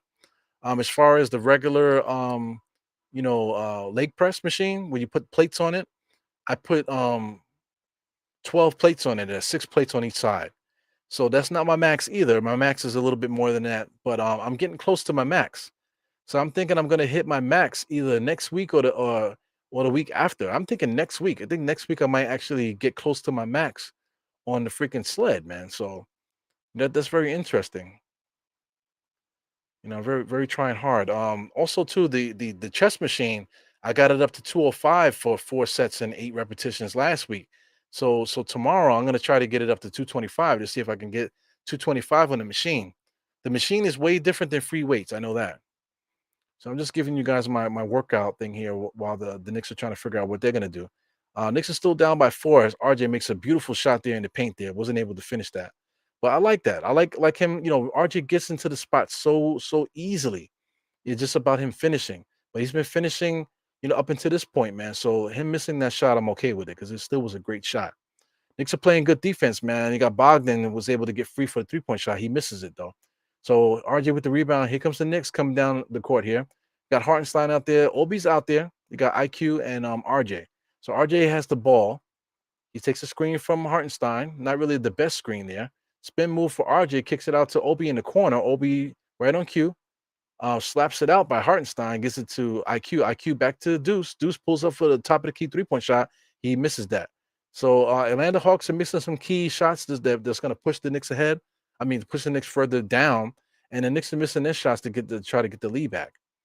So Collins was able to get a nice little shot over Deuce McBride.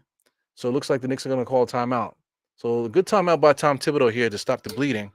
The score is actually 110 to 104. So the Knicks are down by 6. Not a big deal, 2 possession game. If the Knicks play that game, they should be able to handle this right now. Yeah, man. So you guys are paying attention to the workout stuff here. So he said I can't do dips and pull-ups anymore. So I mean, don't, as soon as you say that, as soon as you say things, I try to make that point a lot, man. Like when you say things, you put it into existence, and then if you keep saying it, it becomes not just a saying, it becomes a law. It becomes something that's the truth. So if you say I can't do it, then you can't do it, and you never will be able to do it. You know what I'm saying? A couple weeks ago, I couldn't do dips either. That's another milestone. I've been doing assisted dips at Planet Fitness, where you use the machines for assisted dips to build up your strength. So been building up my strength, man. I can do regular dips now. I'm not going to because it's causing a little bit of a strain. So I still need to build up the strength there. So I will be doing just a little bit slightly assisted dips, with a little extra bounce with it. You know, um, you know, next week and stuff like that. So I mean, within 2 weeks, I should be able to do straight dips, without the assist. I'm starting to think ahead and start thinking about doing weighted dips, but that's something that I'll probably implement maybe in 2 weeks. We'll see if I'll be able to do that in 2 weeks. So it is what it is, man. What you said? I would do air with all those. You said I would do air with all those weights. I don't know what that means. Definitely a spelling error there somewhere, man. Yeah, man. So I mean, I hate to say that, man, but I'm an athlete. There's a picture here that I keep to remind myself. This was actually right before Sandy hit, right? So this is a picture here. This is me when Sandy hit. In this picture, I was about 185 here. 185. You see, I got the Steve Novak T-shirt on. So this was actually the Urban Athlon. You can see City Field in the background. It was an obstacle course, man. It ended up being like a 12-mile race with like bullshit obstacles in it, man. The obstacles weren't even worth it. That's why they don't do the Urban Athlon anymore because it wasn't really a good race. So the race, like I said, was 12 miles. The 12 miles wasn't a problem at the time. I was running like crazy at that time, but they add a little bit of obstacles to it. I had somebody with me that said they were training and then they showed up out of shape. So, he kind of slowed my time down as well. So I had to leave him. You know what I'm saying? But I used to be an athlete. I am an athlete. See, that's one thing. You can't say I used to be because then you'll never get it back. But I am an athlete. I took some time off, due to COVID, and due to life, started eating and stuff like that. But I'm gonna get it back. And I'm gonna just build up the new Eru. Not it's not gonna be the same Eru that you saw in that picture. It'll be a different Eru, and we'll see what I could do for that. So like I said, if I can motivate you guys to become more healthy, like I said, you don't have to have aspirations to be an athlete or anything like that. You know what I'm saying? But you can figure out a way to get yourselves back on the right track as far as your health is concerned. So here we go, man. Atlanta, the Knicks are on the wrong side of this scoreboard right now. It's 112 to 104 on my clock. I'm at the 8:35 mark. So wow, DeJounte Murray just got a steal, but Jalen Brunson was able to get the block there. So did they call a foul there or just out of bounds?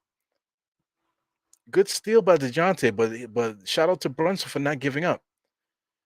So I mean that's like the third block of the game for Brunson. Awesome, man. So Brunson is definitely contributing, man. He's been getting a lot of block shots recently. So here we go. Are they calling a jump ball? No, it's just an inbounds play here for Atlanta. Ah, yeah, yeah. So the Knicks are down by 8, man. So this is not looking good for the Knicks, man. Knicks got to make some stops. Atlanta has the momentum. Here goes Bogdanovich in his office there about the foul line, and he makes his shot. So here we go. Bogdanovich didn't do shit all game, so now he's going to take over the fourth quarter. So now the Knicks are down by 10. Now we're in dangerous territory. We got 8 minutes left. We still got plenty of time to try to catch up. Brunson tried to break the momentum there, but he wasn't able to make that layup. So, so here goes to Jonte, spin move in the paint, knocks it down. So now we got a 12-point lead.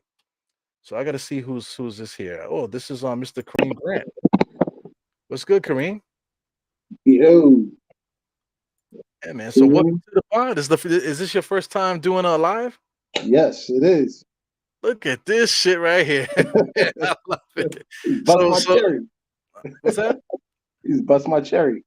I see that. I see that. So what's your feelings on this game? How you feeling right now? Ah, That's that's how I it's feel so too, man. it's frustrating as hell, man. It's Yeah. frustrating. Just it's like they love playing behind the eight ball, man. It's like they work so hard to do that, and it's a struggle just trying to come back. And bad enough that we can't close out on games. And with Birdnet's head out there, he's loving this. So it is just frustrating watching this game, man. what's frustrating about it is it's the same shit every night, no matter every who we night, play. every night. And I hate being negative, but good lord, like we suck in the second half, man. Yeah, man. And I can't even say like, all right, well, it's because we don't have Mitch. We can't use that excuse. Right, because I mean, this game is not being lost because we're not defending the paint. You know, like the Right, rebounding wise, just now we got in trouble with the rebound, but so far the Knicks have actually been competing in rebounding. So it's not like we needed Mitchell Robinson, to get 20 rebounds. Like he always gets 20 rebounds or something like that. right. Because Obi Toppin misses a three. So I think we're done here, man. I think we're done Uh, here. yeah, I have to say it's a wrap at this point. I think if we get to like 4 minutes, yeah, this is a wrap. Yeah, they just scored the 120 just now, so it's a 15-point lead. Yeah, Yeah, so that's it, man. 6 minutes left right now. It's still enough time to catch back up, but the Knicks will have to have a monumentous, run to come back in this game. But I don't think that's happening. good luck on that one. Yeah, They gave the Hawks too much courage, so they feeling it right now. yeah, Once they get to a nice cushion lead like this, they're gonna show off. yeah, So I don't see them coming back. They can get the score close, but I don't see them taking over. And winning the game at this point. yeah, definitely. See, right now the Knicks doesn't have the bounce. Right now Julius Randle's in IQ's way. Everybody's in their way. Now he's being double teamed. Nobody's looking to score. There goes RG, just chucks up a 3-point shot. He misses it. That's the So other thing that kills me is like y'all don't always have to shoot the three. right, You know what I'm saying? You don't, and y'all bricking it. Y'all just rushing the shot. There's no momentum in it. Y'all just throwing it up. absolutely. And then you got guys like Jericho that's not even looking at the rim. You got everybody's not looking at the rim except RJ, Julius and Brunson. Right. That's frustrating. I So guess at this point they think it's the Brunson show. I guess. yeah, as he just makes a shot just now. hmm What's your time stamp on the game right now? Uh, I got 5 minutes and 55 seconds. Oh, so we watching the stream right at the same point right now. Yeah, Yeah, so that's good. you was ahead of me at one point. I don't know. I don't know what's the difference, but I can't call it either, man. Like I think it has to do with the commercials. I think we're not watching the same commercials. You know what I'm saying? So sometimes I'll go up and I'll go down. It's just weird, right. the streaming stuff. Yeah, I had to refresh a couple times. Yeah. Yeah, man. Oh man, Frazier's leaving. Yeah, Fraser is trying to beat the traffic. Yeah, this game's done. Yeah, he's out of here. I'm out of here. Yeah, man. So I mean, you watch the games every day like me, man. So what's your thought process as far as like how we can get out of this? When how can we stop the bleeding? What do the Knicks need? What do you think? Help. We need help bad, and I mean, for Tibbs is stubborn, so I don't see Rose or I don't see Fournier playing. Cam definitely ain't playing, so we need to do something. We need to pick up somebody, immediately, and I don't know. Is there I like a don't know what to do at position this you point. think? Is it like the perimeter or the inside? Is there any like Oh, we particular? definitely need a 3 and D, Yeah, you know, and I hope we don't make any desperation trades. That's what I'm worried about. We get somebody that we don't need. You know, definitely like another guard or a center. You know, we what did already you have think that. about what did you think about Bullock when they brought up Bullock and Oh, and trade for Cam? What do you think hell about no, that? hell no. Why would you bring him back? I Yeah, mean, he was shooting like crap when he was with the Knicks, and yeah, he's still shooting like crap when he's with the Mavericks. So yeah, why even bring him? Why bring him back just for defense? We okay with defense. We need balance. We need both. You know, yeah. and he was shooting threes like once in a while. So it's not like he's like he was a 3-point threat. I Yeah, mean, I mean, he's before not a he sniper. became before he came to the Knicks, that was his MO allegedly. But I haven't seen it. He's just a once in a while shooter. That's the case. We just keep Fournier. We don't need him for threes. And Fournier is sometime he too. Yeah, and it's a slap in the face for Cam Reddish too, because it's not like Cam Reddish was playing so bad that you needed to bench him. So if you're I, gonna trade for Reggie Bullock, then just play Cam. What the hell's going on? What's I'm going so on? clueless on that situation. What did Cam do so bad to get this kind of punishment? I mean, Yeah, I thought he was going to be something. I mean, based on from what I saw in the beginning, and like when we saw in game one, I'm like, okay, I see a little promise there. He just need more time because he's been out because of injuries and stuff. So I I I don't get it. I don't get yeah, it. Like to me, he's no different from Obi. Like he could be better than Obi, as far as I know. You know what I'm saying? At least he plays better defense. yeah. So I don't understand. I don't get it. Yeah, a game like this, like Cam Reddish, absolutely would could contribute it to a game like this, Yeah, especially his former team. He yeah, definitely I would absolutely help us believe out. he will flourish. You Yeah, know, come back. On his team and everything. Yeah, no doubt, yeah. no doubt. Yeah, so I can't really call it. I can't really call how the Knicks going to get better. We talk about trades. I know you saw the pod that I did about the centers and stuff like that. Yeah, I don't even believe that we need to get to get Chris Stops or anything like that. I just did it just to have a talking point. But like truthfully, like I don't know how the Knicks can get better because we all agree, whatever move we make, we got to get Tom Thibodeau's approval. He's got to yeah. like the deal too. And I like. I mean, at first I like when they picked up Hardenstein, Yeah, Hardenstein, whatever.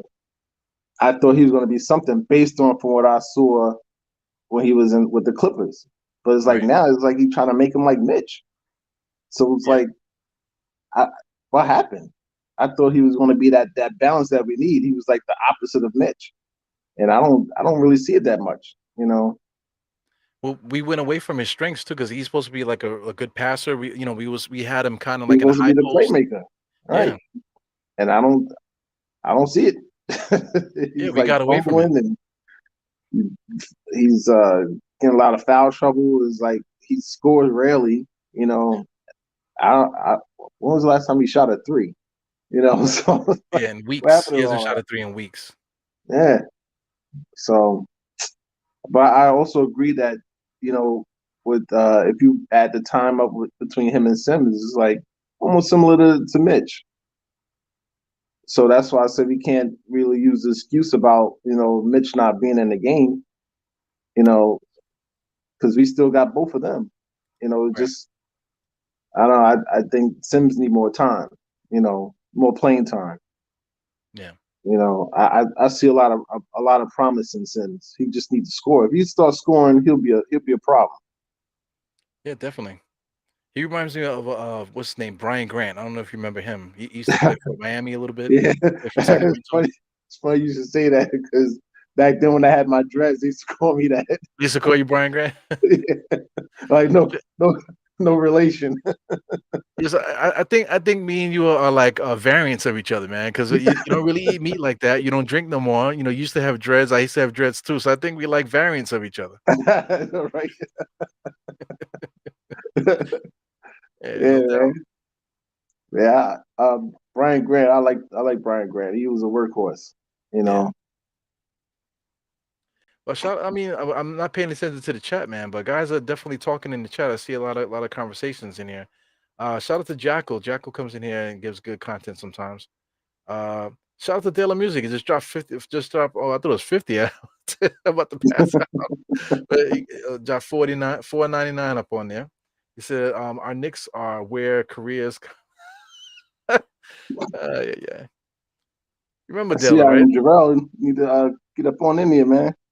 Yeah, I don't know what Darrell's doing, man. He must be. Oh, there he goes. Here he goes. Salute to the guy. Just checking in now. I mean, so Della's dropped another gem on me here, man. So look at this. He said, longest tips is here, talent not coming to sit on the bench. Yeah, pretty much. Yeah, I have to agree with that. Yeah. I think that's what scared people coming over here. Yeah. You know what's annoying? I was on Sim Show and because he had this new studio or whatever. So we there talking about, yeah, we could win the next 5 games. See how we do, and then we ended up Well, losing the next three. You know, and it goes for that wishful thinking. yeah, yeah. Yeah, but we legit could have won these last 3 games though. There was nothing saying that we shouldn't have won them. You know? Yeah, that Washington game pissed me off. It Yeah. really pissed me off. Let me see something real quick. I'm gonna get the schedule up on the screen. I just want to take a look at that coming up. Let me get this on the screen here. Get over there. Get over. Get over. There you go. So this is the Knicks schedule here. No, that's not the Knicks schedule. All right, let's do ESPN. I don't like to put ESPN on my screen, but we're gonna do it now anyway, just out of necessity. So what's going on? Come on, November. What the hell's going on here? So this is the beginning of the season. So where are we at now? All right, so this is right now Atlanta. Next we play Toronto. Again, then we play Cleveland, Boston, the Brooklyn Nets, the Los Angeles Lakers, Miami, the Clippers, Philly, and then Orlando. Holy Oh shit. my God, that Yo, Curry, what we gonna do? and all without Mitch. So, Yeah, man. Some of these games we legit need Mitch in there just for the extra size, especially yeah, Cleveland, and to compete against Toronto, against Boston, we're gonna need it. So now, just now, like I said, I said we were gonna win the next 5, right? Now look at the um, schedule. When are we gonna win again? uh, Because I mean, Toronto seems to have our number. Cleveland is gonna look to get revenge against us. Boston is probably gonna whip our ass. The Brooklyn. It depends if Durant is playing. oh, And you then know he's gonna play because it's us. yeah, and he's on ABC as well. Yeah, Yeah, yeah. Miami is definitely gonna come to whip our ass. You got the Lakers. I mean, the Clippers. I mean, and in Philadelphia, this does not look good for the Knicks in the next what was this? 1, 2, 3, 4, 5, 6, 7, 8 games. Does not look good for the Knicks. nah, nah. I I think we can beat Toronto. I think we could too. I think we could legit beat any of these teams. At any given night. You Yeah. know, Well, Philly maybe a problem. They yeah, playing very well. yeah, Clippers, hell yeah. I think we definitely could beat them. Um, even with even I say the Lakers possible.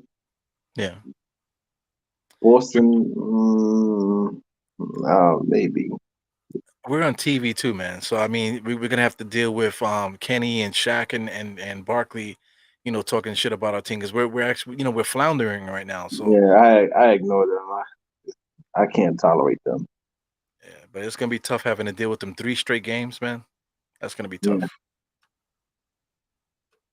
Yeah, yeah. It's not easy being a Knicks fan, And man. I'm telling you. Then on top of that, the second half, that schedule's ugly. Like it's like we got one of the roughest, the second roughest schedules for the second half. Yeah, God, like we just can't win, man. yeah. It is. I mean, just now. I mean, I just looked at the next 8 games, right? But right after that, right after the Orlando game, it's like the schedule got flipped because we playing basically all the same teams. We got to play Brooklyn again. We got to play Miami and Boston. Yeah, You know? yeah, So it's ugly, man. Then we go on a West Coast trip coming up too. So it's a lot of bad stuff coming our way as far as the Knicks, man. So I don't know how we gonna get ourselves out of this. yeah. Yeah, the only thing that I can say is that we have to make the right trade. You know? Yeah. It sucks that that we play better on the road compared to at home. Yeah, That's horrible. yeah, But man, for this schedule coming up, I say maybe three. We may win three of those games. yeah. Hopefully so. Here comes Yeah. Grimes. Grimes is finally back in the game. I don't know why they put What him was up there. with him? I don't know. Somebody said it was foul trouble, but I I, mean, yeah, I saw that in the first quarter. Looked like he had two quick fouls, and then he got put out. He looked frustrated when he sat down. right. Yeah, Tom Thibodeau, as the coach too, he's just frustrating as well. He doesn't make the proper adjustments during the game, and Nah, players know it too. Players are smart; they know how to if they were coaches, they would do it a certain way too. So they're not idiots. So it's got I, to be I frustrating. I really wish that he was just like an assistant coach. I mean, Yeah, because he's known for his defense. He could be an assistant coach for defense, but his offensive schemes is horrible. yeah. His in-game adjustments is forgettable. Yeah, So I mean, this is the box score. Jericho Sims as a starter, 28 minutes. He gave us 12 points, 8 rebounds, 2 steals. So he competed out there. Offensive rebounders, he got 3 of them. So he competed. He did a good job replacing Mitch Robinson. right. Julius did 32. RJ Barrett did his thing with 23. Brunson had 19 and 9. Quickly had 11 points off the bench. Grimes had 10 in the minutes that he played. So we got production out of our squad. I don't know if defense was the problem. Do you think defense was the problem tonight? Rebounding was a problem. Yeah, absolutely. Rebound uh, was the problem. Offense was rushing shots unnecessarily. Yeah. Um, Other than that, yeah, It's it just was this it overall wasn't bad. frustrating. It wasn't bad. I guess that's why I feel like maybe we can win Toronto because now we know what we have to do and how we can play without Mitch. Right. So um, I think we have a good shot. But that team has our number though, man. They just They show up have when. length. They just have length. Yeah. Yeah, length definitely frustrates Julius. Against the Washington game. Not really the first game where we saw in DC, but in New York, definitely KP was Yeah, smothering him. They didn't give him yeah. no room to breathe. And Tibbs didn't make any adjustments, so Yeah. it hurt us. So I'm looking at Atlanta's box score. You can see that their main guys did what they're supposed to do. Collins had 17, Hunter had 20, Hmm. Murray had 29. You see Trey Young had 27. But the big thing here is their bench here. Okongwu had 14 off the bench. Bogdanovich had 14 off the bench, and the other guys contributed as well. So the Knicks don't have that bench contributor. If we have somebody off the bench that can contribute to give us double figure scoring off the bench like this, then Yeah, we will be so much better off. And that's it, why I say we need help. yeah.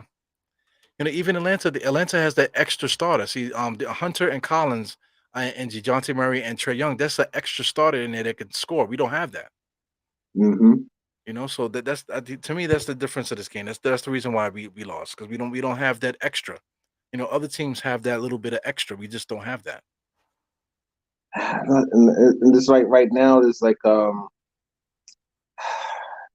nobody really out there like that that we truly need. That we Yeah, have to have right now. It's yeah, just substitutes until the end of the season. yeah. It is. And I do like Caruso. I I like would like Caruso to have too. Caruso.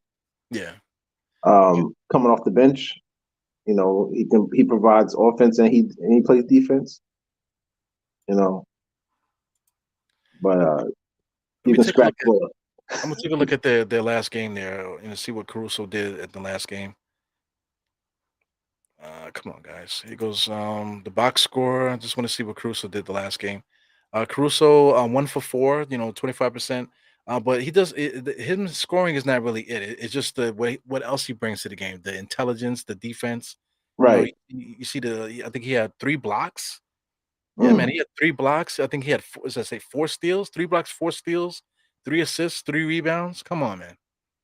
That's a big time contribution right there, for Yeah. Caruso. And his work don't always affect the stats though. Right. He does a lot of the little things. Yeah. Absolutely.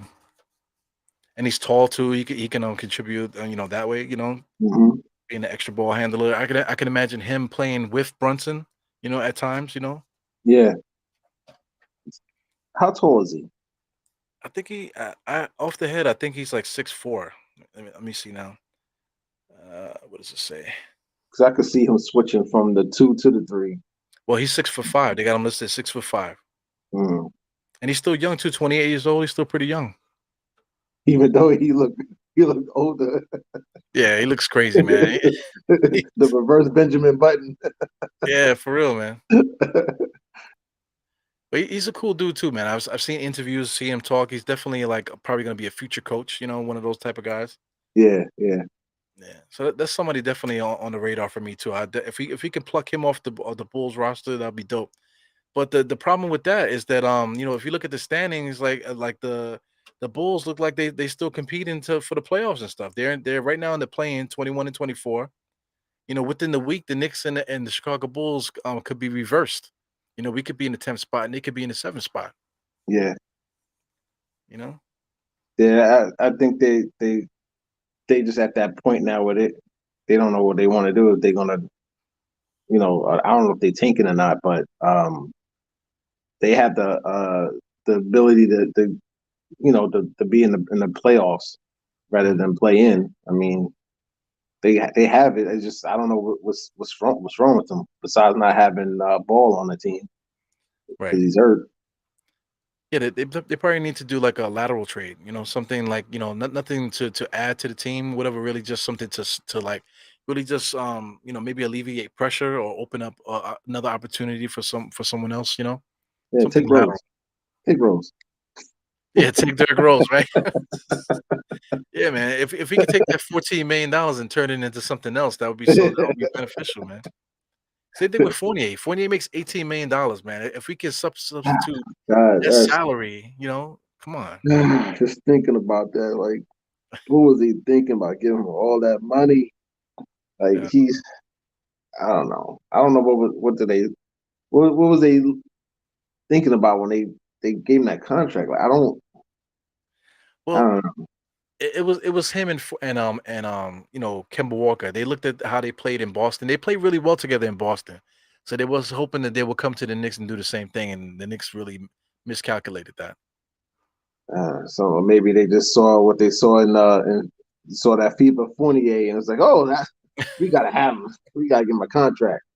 Yeah, man. From this day That's it. forward, man, we cannot bring any more French people to this team, man. Nah, It's it, nah. shout out to Bullock. Isn't Bullock like Haitian? Is he Haitian? Is he? Yeah, yeah. I I wouldn't be surprised. He play like I don't know. Damn son. Oh shit. Yeah, man. I see people talking about Kuzma. Well, I see what's this? Jarrell talking about Kuzma. I got see. Let me just say what's up to some people. They're leaving good comments here. Uh, Shout out to Geraldine. Geraldine's probably going to bed now, so he can't deal with that shit. But CCAA is talking some stuff here.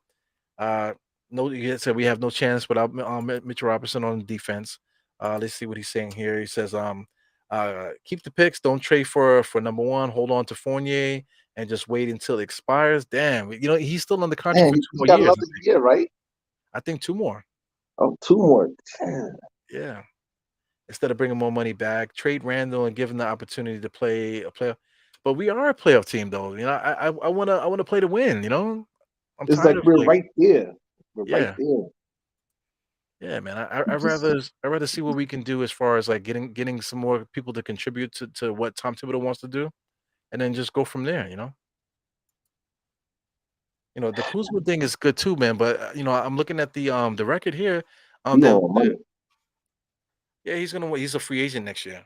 Yeah, But he want money, man. He's playing for that contract, so yeah, I don't know how that's going to work because we still got to sign IQ. You know what I'm saying? So we got to sign IQ too. Yeah, yes, I don't know how that's gonna work out. yeah. And I know Washington they gonna want a lot for Kuzma if we try to trade for him. So unless they got something in plan to try to make some power moves and make some trades in the offseason to try to sign Kuzma. I don't know. I think that's what we're gonna do. I think we're not gonna make any moves. If we make a move, it's gonna be something so silly. So like something so insignificant, I think is what's gonna happen. Then in the off season is when we're gonna have to make our moves.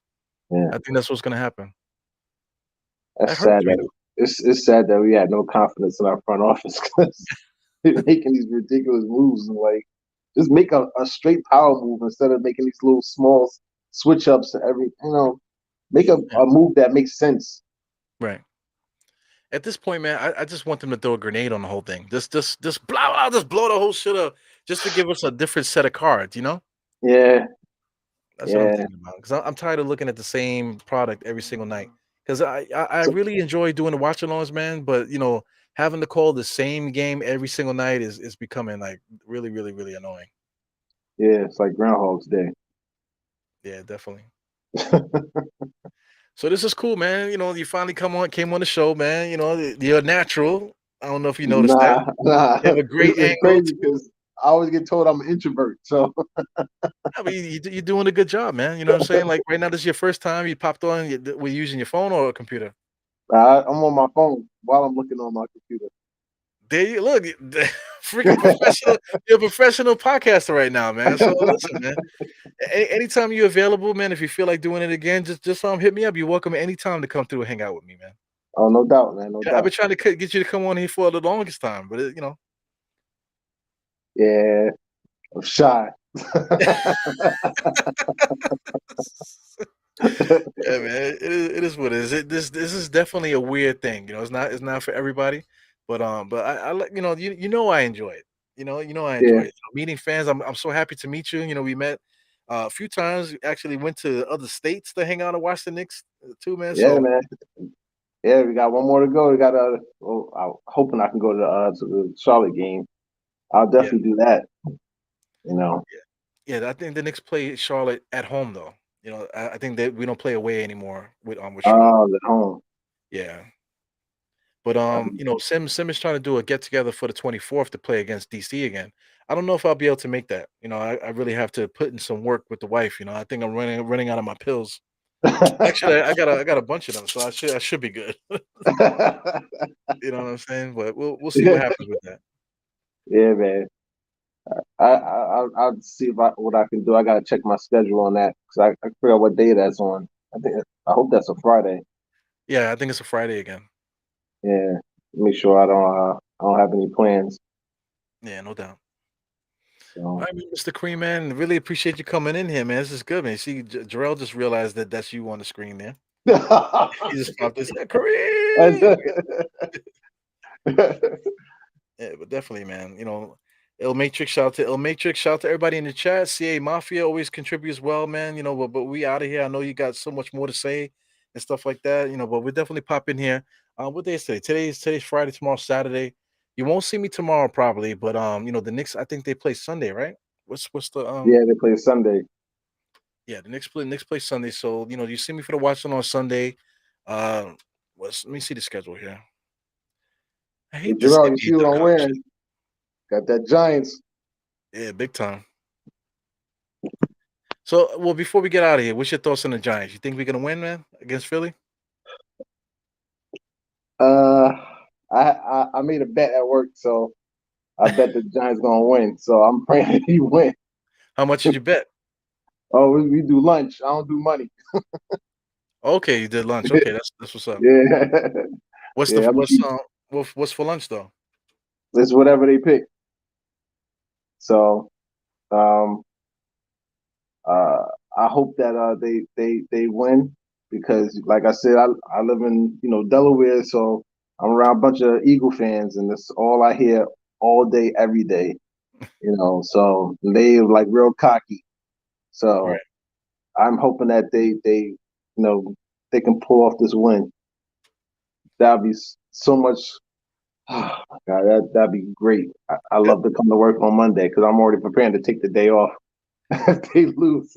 Well, listen, if they win, you might get some overtime because the Philly fans are not coming in on on Sunday if they Oh yeah, lose. yeah, yeah, Yeah. yeah, no doubt. Yeah, but I think they're gonna win. I think the Giants are too loose right now for them not to win. Just watching them in practice, they're showing clips and stuff like that. They're very loose, so they're Yeah. confident. I believe in the coaching staff and that type of thing. So Hmm. I think we're gonna win, man. And if we do win, we're probably gonna see the 49ers next. And I think if we beat Uh, Philly, I could see us beating the 49ers too. I already know for sure that the Niners gonna win that. That's Cowboys ain't got shot. Yeah, The definitely. Niners are nice, man. I don't know, Yeah, man. yeah, but So yeah, we got to keep. if we beat the Eagles, we definitely can beat the Niners. Yeah. Well, But that's normal shit though. Every time the Giants make it to the Super Bowl, it's always a hard game. Even back when Phil Simmons, he had like that perfect game against Denver. We yeah, weren't supposed to win that game. And then right. Denver, we beat Denver, and then Hmm. Jeff Hostetler, wins the next one that we weren't even supposed to be in the Super Bowl. We end up winning. You know, Yeah. yeah. Shout out to Eli Manning and all his heroics and stuff like that, man. So it is what it is, man. AKA deer in headlights. Yeah, that motherfucker's bugged out, man. That fucker's bugged out, dude. But He always had that look on his face, like. yeah, but those guys like that, guys that are bugged out like that, they can get like a laser focus. So that's what he is. Whenever the game was on the line and he needed to make that big play, he Hmm. always like zeroed in, locked in. Right. Yeah. So hopefully, the team, the whole team can do that. On Saturday tomorrow. But next for tomorrow night, Jerome wants to know. I'll probably be there because it's a late game. So so Jerome probably will see me tomorrow night. And what To time's watch the this game? game. I think it's 8:30 if I'm not mistaken. Okay. Yeah, it's a late game. But I Yeah. definitely will be If Terrell, if you get the pot up, I'll probably pop in there too. there. Okay, look at this shit. We done created a monster now, man. Soon you're gonna be doing your own pod and stuff like that. You're gonna have your own show and shit. Yeah, I don't know. Maybe not, but too Yeah, soon. we'll see. We'll see. I'll probably get like a Marvel podcast or something. I don't know. Okay, no doubt, no doubt. All right, man. We out of here, man. But thanks. Like I said, you're welcome to pop in on anything, bro. Anything that you want to, especially on this channel. That's You know what's what up, I'm trying man. to I say? will definitely be on there, man. All right, cool, cool. All right, so peace, everybody. Four fingers to the forehead, all that shit, man. You know what I'm saying? We see you guys next time, and definitely thank you, Kareem, for popping in. Definitely a special thing here, man. But bye, All right. peace.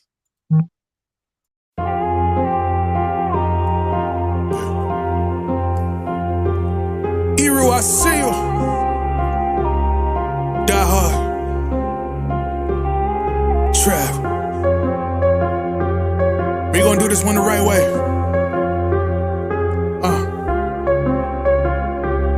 We in here forever. Yeah. Die hard, homie, die hard. You can check the swag, he the realest by far.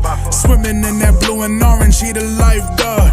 Yeah, he been through pain, at least he got some nice scars. He can smell a trophy, yeah, he need it back to back. Represent himself, his own name is on his back. 10 toes down, try to stop him, he come back. Bandwagon hoppers, he will knock you off your tracks. You ain't saying nothing, Nero been here from the start. He been working in the lab to take his team and make it art. See him going over film to help him build and make him smart. He will tell you how he feels because he's real and he got heart. He will never fade away, he will never change his face. Everybody picking faves, and he's feeling out of place. Cause he is for the team, and he always rep the squad. Like that Christmas movie, he gon' always die hard. City on my back. They ask me what's my name, and it's on my back. I'm just speaking facts. We got big dreams, we ain't looking back. We be really die hard, yeah, that's a fact. We be really die hard, ain't no going back. Make the whole crowd rise like a thermostat. Fourth quarter, I'm the killer that's gon' murder that.